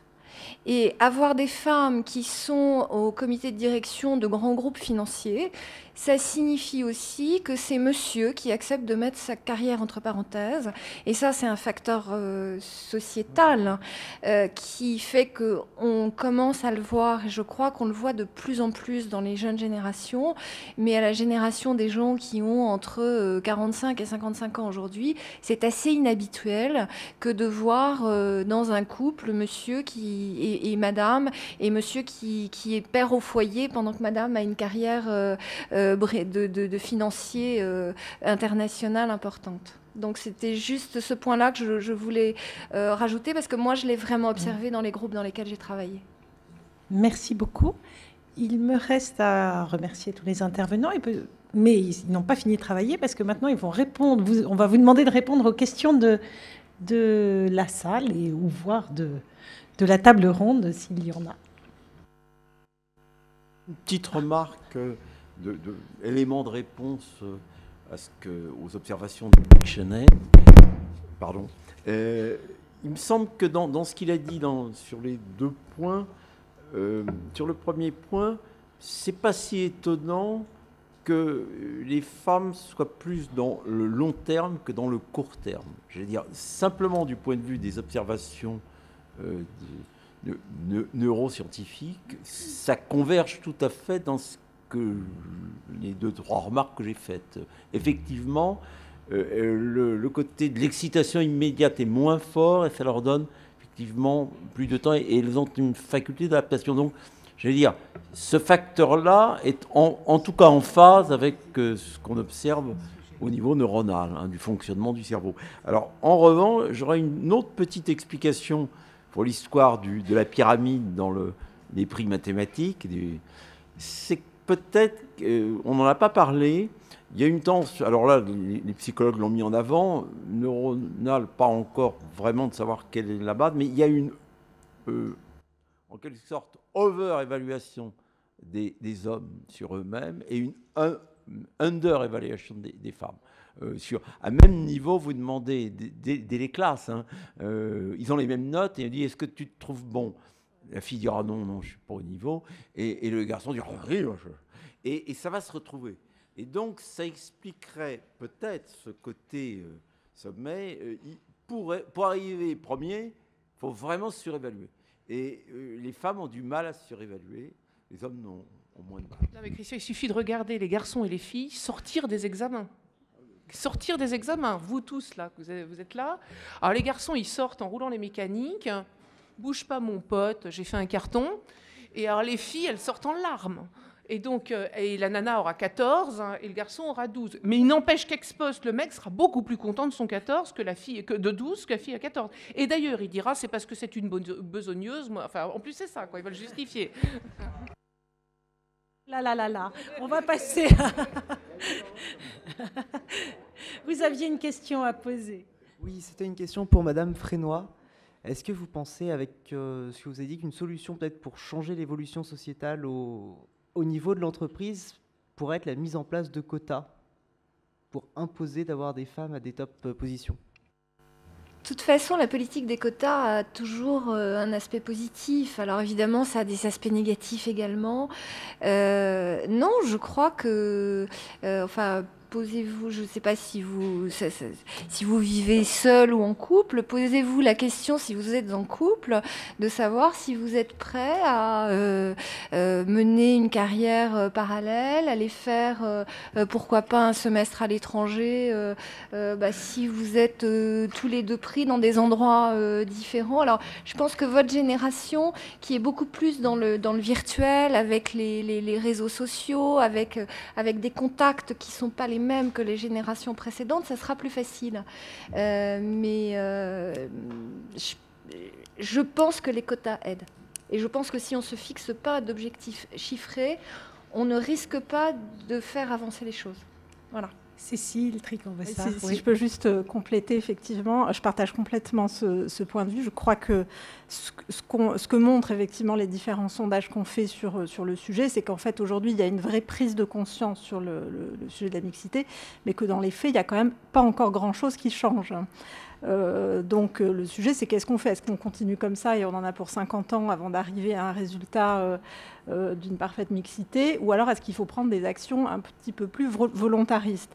Ce dont on s'est aperçu, c'est que quand la loi Copé-Zimmermann a été votée sur la mixité en fait, au sein des conseils d'administration, qui imposait d'abord 20% et puis ensuite 40% des administrateurs femmes au sein des conseils dans les sociétés cotées, au départ, tout le monde a dit « mais c'est impossible, on ne trouvera pas de femmes ». Voilà. Et en fait, la réalité, c'est que c'est le sujet qui a le plus progressé aujourd'hui. On a fini par trouver des femmes avec des profils qui étaient effectivement pas tout à fait ceux des administrateurs hommes qu'on avait jusqu'à présent, mais avec visiblement un constat qui est plutôt positif sur la richesse des échanges et des points de vue un peu différents qui sont désormais échangés dans un certain nombre de conseils. Donc je crois que dans beaucoup d'entreprises, le mot quota fait peur parce que évidemment, même pour une femme, c'est pas du tout agréable de se dire qu'on a été promu sur un poste parce que dans le cadre d'un quota, c'est franchement, c'est un peu humiliant quand même. Bon, la réalité, c'est qu'on l'appellera peut-être pas quota, mais on l'appellera objectif, mesuré, et les directions générales suivront, je pense, de plus en plus des objectifs de mixité parce que voilà, c'est un facteur de performance pour eux et que c'est surtout le seul moyen d'y arriver puisque en laissant faire les choses naturellement, on voit bien qu'on n'y arrive pas. Moi, à la fois, je suis pas pour les quotas et à la fois, je suis pour le monitoring. Voilà. Donc, et le monitoring, ça permet de responsabiliser les managers à ce sujet-là en particulier. Donc, il faut trouver les bons leviers. Mais il faut monitorer. Il faut fixer des objectifs aux managers avec un impact direct sur leur rémunération variable. Je pense que c'est la seule chose qui marche.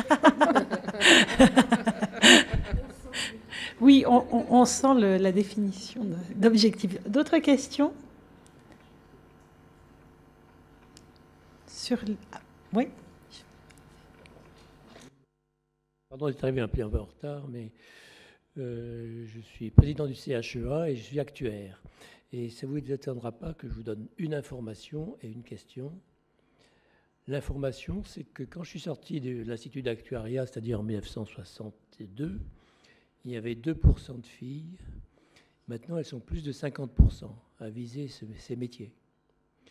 Et donc, c'est pour dire qu'il y a vraiment une évolution dans des mentalités et des désirs également. La question que je pose, c'est, on a parlé beaucoup de risques.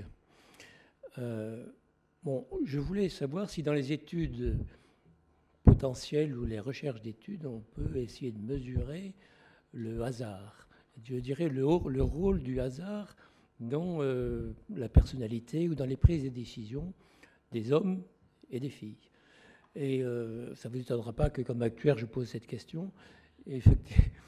Effectivement, moi je suis persuadé que le hasard et la notion de risque jouent un rôle, ça a été un petit peu dit tout à l'heure.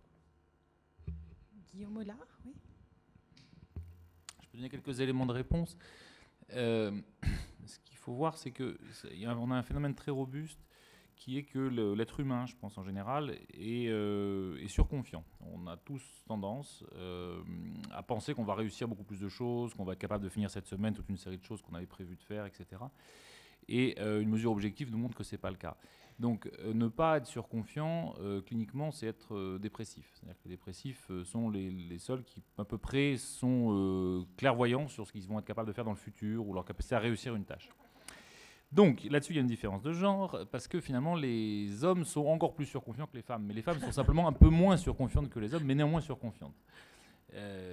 Donc c'est ça qui semble sortir de ces études-là. Donc pourquoi je mentionne ça en réponse à votre question? Puisque être surconfiant, ça veut dire qu'on va attribuer ses réussites à ses mérites propres et ses défaites au manque de chance. Donc ça, c'est partagé par les deux sexes. On a tendance à penser un peu trop souvent que c'est les circonstances qui nous ont fait échouer et un peu trop souvent qu'on a réussi grâce à nos mérites propres. Si je peux ajouter un tout petit élément là-dessus, je pense que ce que nous dit la recherche est assez clair finalement. C'est que on a parlé beaucoup des questions de risque et des questions de compétition. La question de compétition, à mon avis, elle est assez essentielle. Ce qui aujourd'hui freine les femmes, encore une fois, on n'explique qu'une partie des choses. Je ne prétends pas donner le fin mot de l'affaire là. C'est la difficulté des femmes à entrer en compétition contre des hommes uniquement. C'est-à-dire que si c'est une équipe d'hommes contre une... Pardon, excusez-moi. Si c'est une équipe mixte qui doit entrer en compétition, ça ne pose en général pas de problème aux femmes qui en font partie. C'est vraiment dans la situation où une femme se retrouvait seule face à uniquement des hommes. Et cette situation-là est effectivement celle qui semble générer des baisses de performance, la perte de confiance, etc. Donc je ne sais pas si ça peut se généraliser aussi facilement que ça en dehors du labo, mais on voit que les femmes ont beaucoup progressé, je dirais, collectivement. C'est-à-dire que quand il y a eu commencé à avoir beaucoup de femmes dans un endroit, finalement, ça s'est banalisé, ça s'est installé. Mais quand une femme doit arriver seule face à un milieu qui est exclusivement masculin, je pense qu'elle est dans une situation qui, effectivement, est difficile. Et ce qu'on observe, ce n'est pas simplement une perte, comment dire, qui serait liée à la prise de risque ou l'angoisse de la compétition, mais c'est qu'il y a vraiment une perte de performance. Elle n'arrive plus à faire la même performance qu'elle pouvait avoir. Chaque fois qu'on est capable de mesurer précisément la performance, on l'observe, il y a une baisse de la performance, quoi. Donc monter dans la hiérarchie, c'est aussi se confronter à de plus en plus d'hommes et donc s'exposer à ce risque de baisse de performance. Et ça, c'est assez bien documenté. Enfin, c'est quelque chose qui aujourd'hui, est un effet saillant, quoi. Merci. Christian Schmitt, oui, ça avait... Je crois que votre question est très intéressante parce qu'elle met le doigt d'ailleurs sur une faiblesse de l'analyse économique où on s'occupe principalement du risque attendu, l'expected. Et c'est très intéressant parce qu'il y a un travail de base de neuro qui a été fait qui est très connu, Knudson et Wu, qui sont deux grands spécialistes, qui ont mis en évidence que le cerveau ne travaillait pas du tout de la même manière quand il travaille dans le risque attendu et dans le risque non attendu, le hasard, la surprise, etc. Et le cerveau travaille selon des normes différentes. Il ne se réfère plus à son modèle, il va chercher des informations, parfois des informations très éloignées du sujet. Et donc, il travaille sur un mode différent. Alors maintenant, sur les femmes, cette étude-là n'a pas fait de différenciation homme-femme.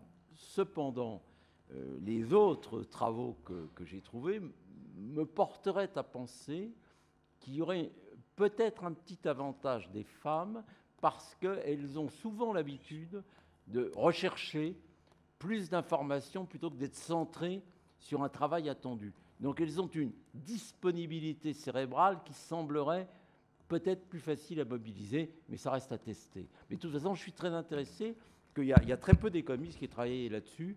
Il y a Shekel qui avait fait des tentatives. Et en revanche, les neurosciences travaillent assez nettement sur ces deux catégories.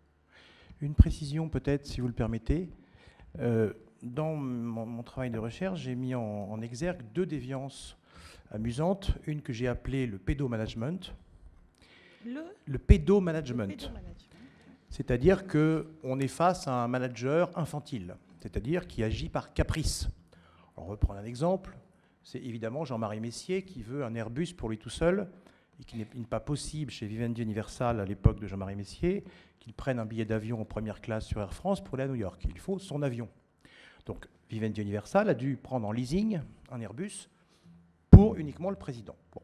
D'autres exemples, c'est je veux acheter ce concurrent, quel que soit le prix, ça n'a pas d'importance, mais je veux détruire ce concurrent, parce que si je détruis ce concurrent, même si je dois m'endetter, même si je dois faire que 5 ans plus tard, l'entreprise ne peut pas faire face à ses dettes, ça ne fait rien, j'ai éliminé un adversaire. Donc c'est cette notion de pédomanagement. Et effectivement, on ne retrouve pas de femmes dans cette déviance, c'est là l'intérêt. Deuxième déviance sur laquelle j'ai travaillé, c'est ce que j'ai appelé la thanatogestion.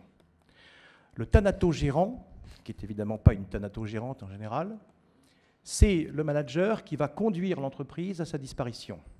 C'est-à-dire à la mort, parfois de manière inconsciente, le plus souvent de manière inconsciente, et de manière beaucoup plus rare, de manière consciente.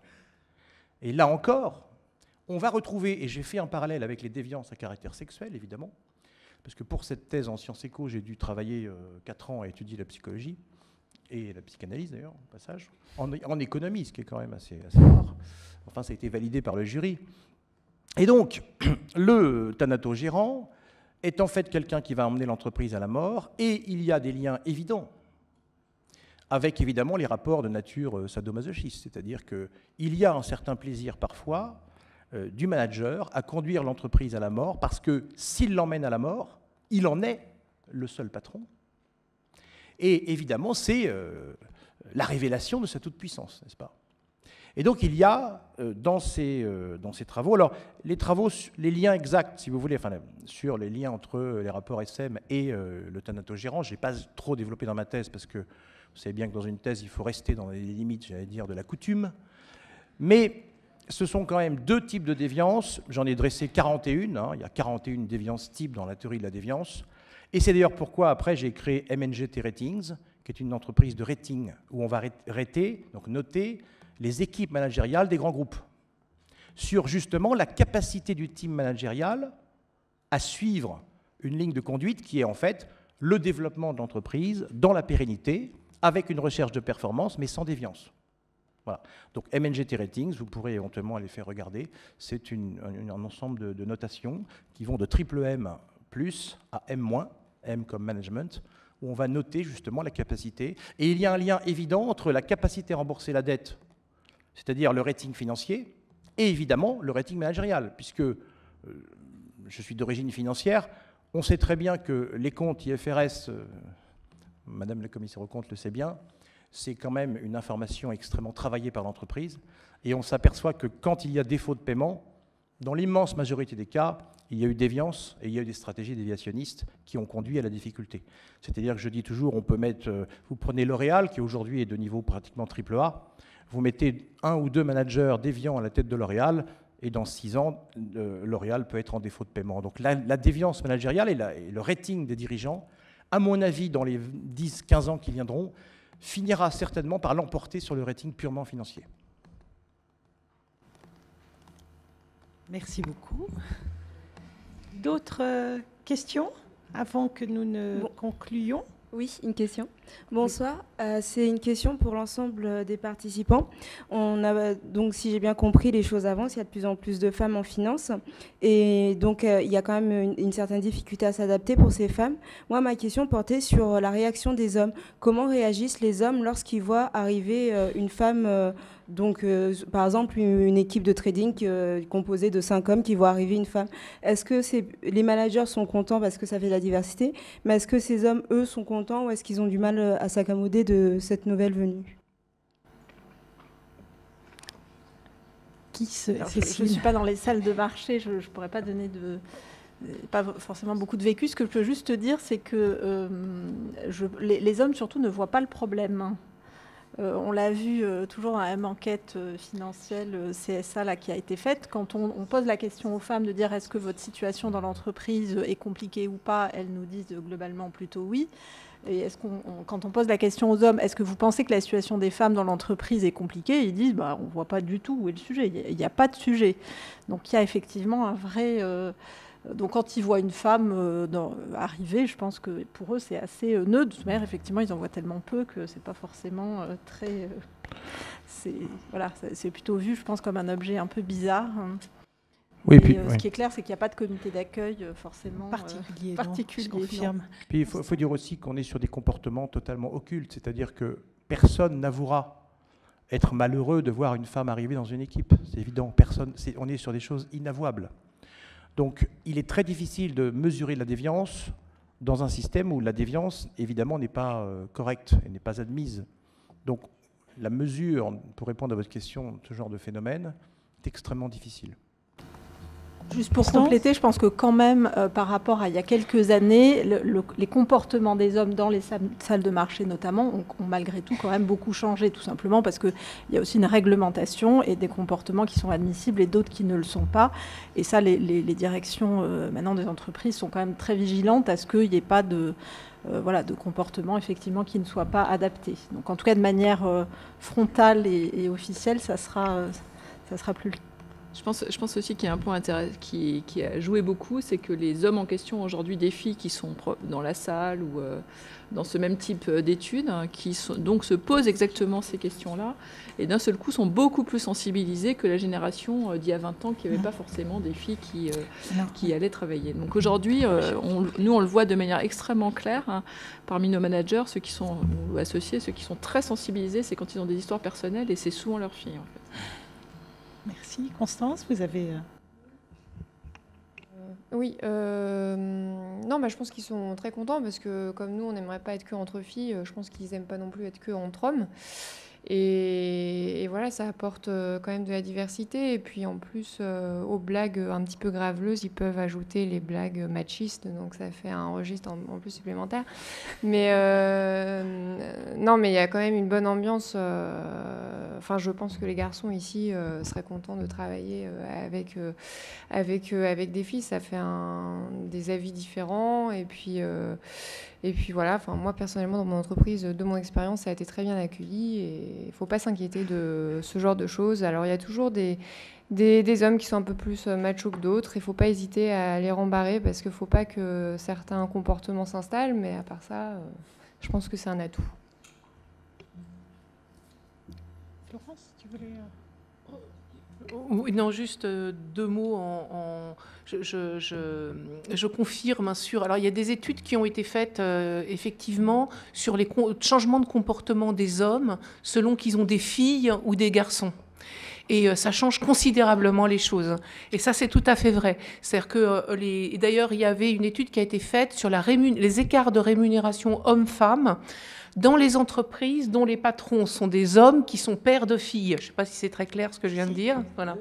C'est un peu comme les papapous et les papapapous. Facilement. Voilà. Et en fait, les écarts de rémunération sont plus faibles, hommes-femmes, sont plus faibles dans les entreprises dont les patrons sont pères de filles. Donc, mesdemoiselles, voilà, vous savez ce qu'il faut faire. Il faut commencer par demander le CV d'éventuel patron pour recruter son patron sur ces bases-là. Et ça, effectivement, et donc, c'est... Enfin, et il y a un certain nombre d'études, alors pour le coup, qui sont des études anglo-saxonnes, enfin canadiennes par exemple, qui sont très bien faites sur ce sujet-là. Je voudrais ajouter juste une toute petite chose à ce qui vient d'être dit quand même. Les hommes disent rien, mais enfin ça a été dit tout à l'heure. Je veux dire, il suffit qu'il y ait votre nom au journal officiel pour avoir une jolie médaille, pour qu'on vous fasse quand même remarquer que c'est parce que vous êtes une femme. Voilà.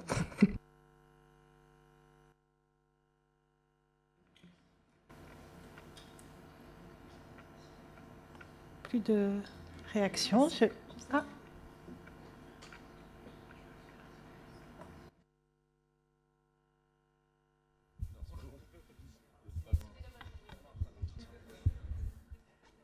Allô.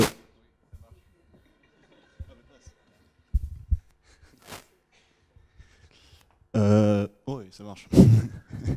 Moi, c'était plus une remarque qu'une question. Je me demandais si de poser des questions comme ça, comme le thème de la conférence, on n'oppose pas plus les caractéristiques des hommes et des femmes que ce qu'on les agrège. Parce que par exemple, pour rebondir sur ce qui a été dit tout à l'heure, et le fait qu'on avait très rarement vu des tradeuses, un des premiers exemples qu'on nous donne en sociologie comportementale, c'est l'exemple de la pharmacie. C'est-à-dire qu'un petit garçon et une petite fille sont devant le même dilemme. Un membre de leur famille a besoin d'un médicament, mais ils ne peuvent pas l'acheter. Et souvent, le petit garçon va décider de le voler ou d'essayer de l'emporter en détournant la règle, alors que la petite fille choisira la voie de la négociation et demandera au pharmacien avec des petits yeux si elle ne peut pas avoir le médicament gratuitement ou en tout cas moins cher.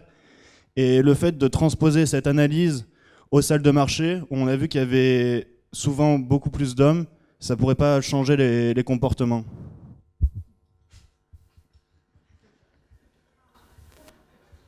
Qui se sent volontaire pour rebondir sur cette remarque? Moi, je ne vais pas répondre sur les traders, mais sur le fait qu'il ne faille pas opposer, ça, je suis complètement d'accord. Oui. Je pense que pendant longtemps, on a opposé et qu'il faut arrêter. Moi, je voudrais juste rajouter quelque chose qui a été dit tout à l'heure sur la diversité Et ce qui compte vraiment pour moi, et ce qui me semble être important dans la réussite des organisations et des entreprises, c'est la diversité et évidemment un équilibre mieux réparti entre les hommes et les femmes en fait partie. Et je crois que c'est ça le plus important. Merci. Ça me paraît être une bonne conclusion, pré-conclusion avant de... Ah, excusez-moi. Oui, je voulais savoir, pour l'histoire de ne pas être dans l'opposition, pour continuer, est-ce que vous faites des études inverses? C'est-à-dire, vous avez parlé des difficultés des femmes face à un monde totalement masculin et de leur baisse de performance. Est-ce qu'à contrario, on voit qu'un homme qui arrive dans un milieu totalement féminin, lui aussi a des baisses de performance? Ou est-ce que vous ne faites pas ces études et donc qu'on se focalise quand même sur ce problème Je ne sais pas si je peux répondre pour tous les gens qui font des études là-dessus, parce qu'il y en a vraiment beaucoup. Maintenant, c'est un sujet qui est quand même extrêmement populaire en recherche. Il faut reconnaître qu'on essaye beaucoup de comprendre, en fait, de trouver des politiques publiques qui permettraient, parce qu'en général c'est quand même le but, de réduire l'écart de genre. Donc effectivement, ça consiste essentiellement à regarder des femmes au milieu d'hommes. Mais en général, on symétrise tout, effectivement. Et on peut regarder comment se comportent des hommes qui sont très minoritaires face à des femmes. Mais aujourd'hui, on n'a pas de traces. Disons que au mieux, ça ne les gêne pas, au mieux, ça les pousse à se transcender. L'exemple le plus connu, peut-être, c'est... si vous regardez, ça a été analysé de façon assez intéressante, il y a le concours d'entrée à HEC. Donc pour prendre un exemple qui est très français, on peut regarder ce qui se passe, essayer de prédire la réussite des candidats. Donc par exemple, leurs notes en classe préparatoire, leurs notes à l'écrit, leurs notes au bac sont des prédicteurs possibles de leur succès. Et on peut regarder éventuellement même leurs notes une fois qu'ils ont réussi. Et en fait, il semble que l'épreuve de l'oral, typiquement, va transcender les hommes. Ils vont gagner quelques places et va être légèrement défavorable aux femmes. Donc les femmes vont dominer sur les notes au baccalauréat, dominer dans les notes en classe préparatoire, dominer encore à l'écrit et finalement perdre ultimement au moment des épreuves orales. Donc ça, c'est typiquement des choses qui semblent faire que, c'est l'interprétation en tout cas la plus courante, hein, que opposé à un milieu très masculin, les femmes ont tendance à perdre un peu en performance. C'est pas énorme hein, l'écart, hein, mais ça suffit justement, on l'a dit, à créer quand on arrive tout en haut, ça suffit à pratiquement à ce qu'il n'y ait plus de femmes. Et à l'inverse, les hommes ont l'air de tirer bénéfice de ces situations, quoi, comparativement aux femmes, encore une fois. Hein.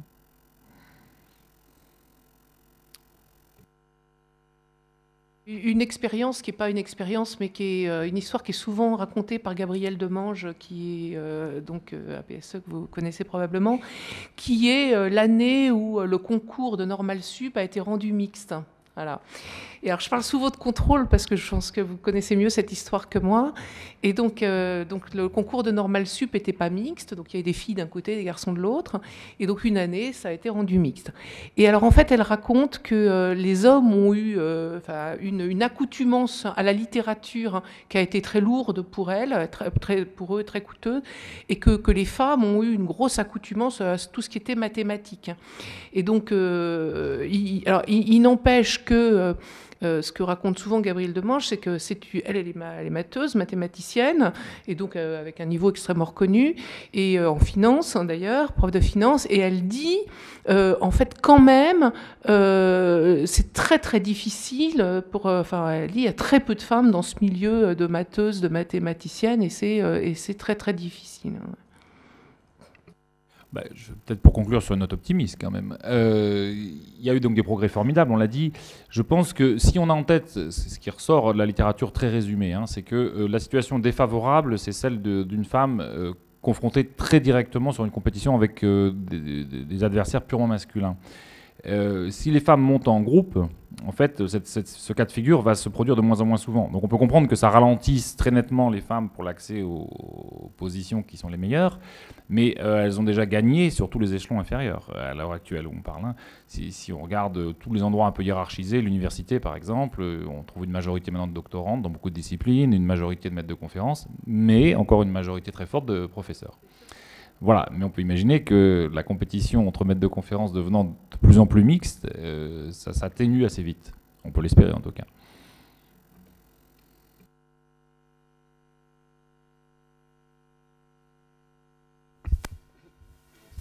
Allô. Je sais que l'heure elle est à la conclusion, mais je vais juste poser ma petite interrogation qui est naïve et étudiante. Moi, je voulais vous demander, est-ce que par rapport à ce dont vous l'avez évoqué tout à l'heure, les politiques de quotas dans les entreprises et dans le secteur financier aussi, puisque maintenant elles apparaissent, et par rapport à même l'essence du sujet de la conférence, est-ce que mettre le doigt sur les disparités hommes-femmes et imposer des quotas, ça n'handicape pas plus et ça ne renforce pas plus finalement l'écart qui existe entre hommes et femmes que ça le réduit? Je ne sais pas si vous avez compris ma question. Moi, je pense que non. Enfin, encore une fois, moi, je suis pas pour les quotas, mais par contre pour mesurer, monitorer ce qui se passe dans le pipeline, comme on dit chez nous, parce que sinon les choses n'avancent pas. Voilà, donc c'est un peu comme tout sujet, comme tout projet, comme toute chose qui a un vrai changement culturel, parce que c'est finalement de ça dont on parle. Eh ben, il faut mesurer, voir comment ça se passe. Sinon, ça n'arrivera pas. Je peux ajouter de l'eau au moulin, on en avait déjà parlé, mais les quotas, ça serait vraiment le moyen de last resort, quoi. Ça crée de l'antisélection. Enfin, il y a des choses plus intelligentes à faire, et toutes les entreprises qui se préoccupent de la promotion des femmes pour les positions de top management, là je quitte la finance. Je pense que vous soyez une grande entreprise pharmaceutique, d'assurance ou une banque, c'est un peu toujours pareil. On peut être plus intelligent que les quotas. Je vous donne un exemple. On a des ressources limitées. Comment on les alloue pour faire en sorte que parmi les gens qui ont un très fort potentiel, donc c'est vraiment le travail de Human Resources, de déceler les gens qui ont un fort potentiel, comment on fait pour aider un peu plus les femmes que les hommes, et non pas de dire il y aura 50% d'hommes ou 50% de femmes. Une solution partielle qui a été trouvée à AXA, c'est de dire bénéficier du mentorship de membres du management board, c'est quelque chose d'infiniment précieux. Et comme il y a très peu de membres du management board, c'est donc une ressource très rare, on la loue prioritairement, voire exclusivement, aux cadres à haut potentiel féminin, pour leur donner le petit avantage qui, après la concurrence est la même, mais qui peut peut-être faire la différence et compenser peut-être un petit peu ce cumul de petits désavantages qui, quand on arrive sur les derniers mètres, font la différence.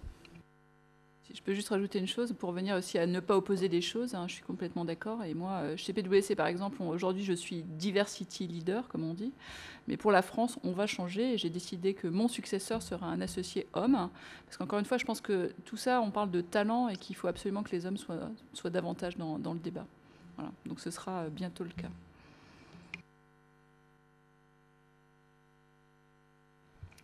D'autres questions? Non. Alors c'est ainsi que s'achève la conférence annuelle du magistère. Tout d'abord, nous remercions les intervenants qui nous ont fait l'amitié de venir ce soir. Tous les ans, cet événement est vraiment un succès grâce aux intervenants qui viennent et qui sont des invités de marque. Donc pour cela, merci. Un grand merci également à Madame Odile Rivier qui nous a fait l'amitié de changer de profession au pied levé. Nous remercions également Madame la directrice Florence Legros, Madame Corinne Viric, Monsieur Christian Schmitt, notre principal partenaire PwC, la BNP ainsi que les élèves membres de la cellule qui nous ont apporté une grande aide dans l'organisation de cet événement. Voilà, nous espérons qu'au terme de ce débat, l'auditoire a une vue plus claire de la place de la femme en finance. Notre but était vraiment d'aborder cette question de société sous un angle à la fois scientifique et professionnel, car notre magistère forme tous les ans une trentaine d'étudiants, hommes et femmes, à intégrer le monde de la finance qui a longtemps été vu comme un monde d'hommes. Et donc c'est pourquoi nous avons jugé intéressant de s'attarder sur cette question des femmes en finance. Et pour conclure, nous espérons que cette conférence vous aura ouvert l'appétit, car maintenant place au cocktail. Donc rendez-vous au bar des étudiants et merci de prendre votre vestiaire directement en sortant. Ah pardon, une dernière petite... Une petite annonce, ceux qui ont été un petit peu mis en éveil sur la notion de neurofinance. Il y a dans le dernier numéro de la revue Analyse financière de cette année, je crois qu'il vient de sortir, il y a un article panoramique, un survey que j'ai fait là-dessus. Donc ceux qui sont intéressés pourront retrouver. C'est pas spécifique sur hommes-femmes, c'est sur cette branche de la neuroéconomie qui est la neurofinance. Merci.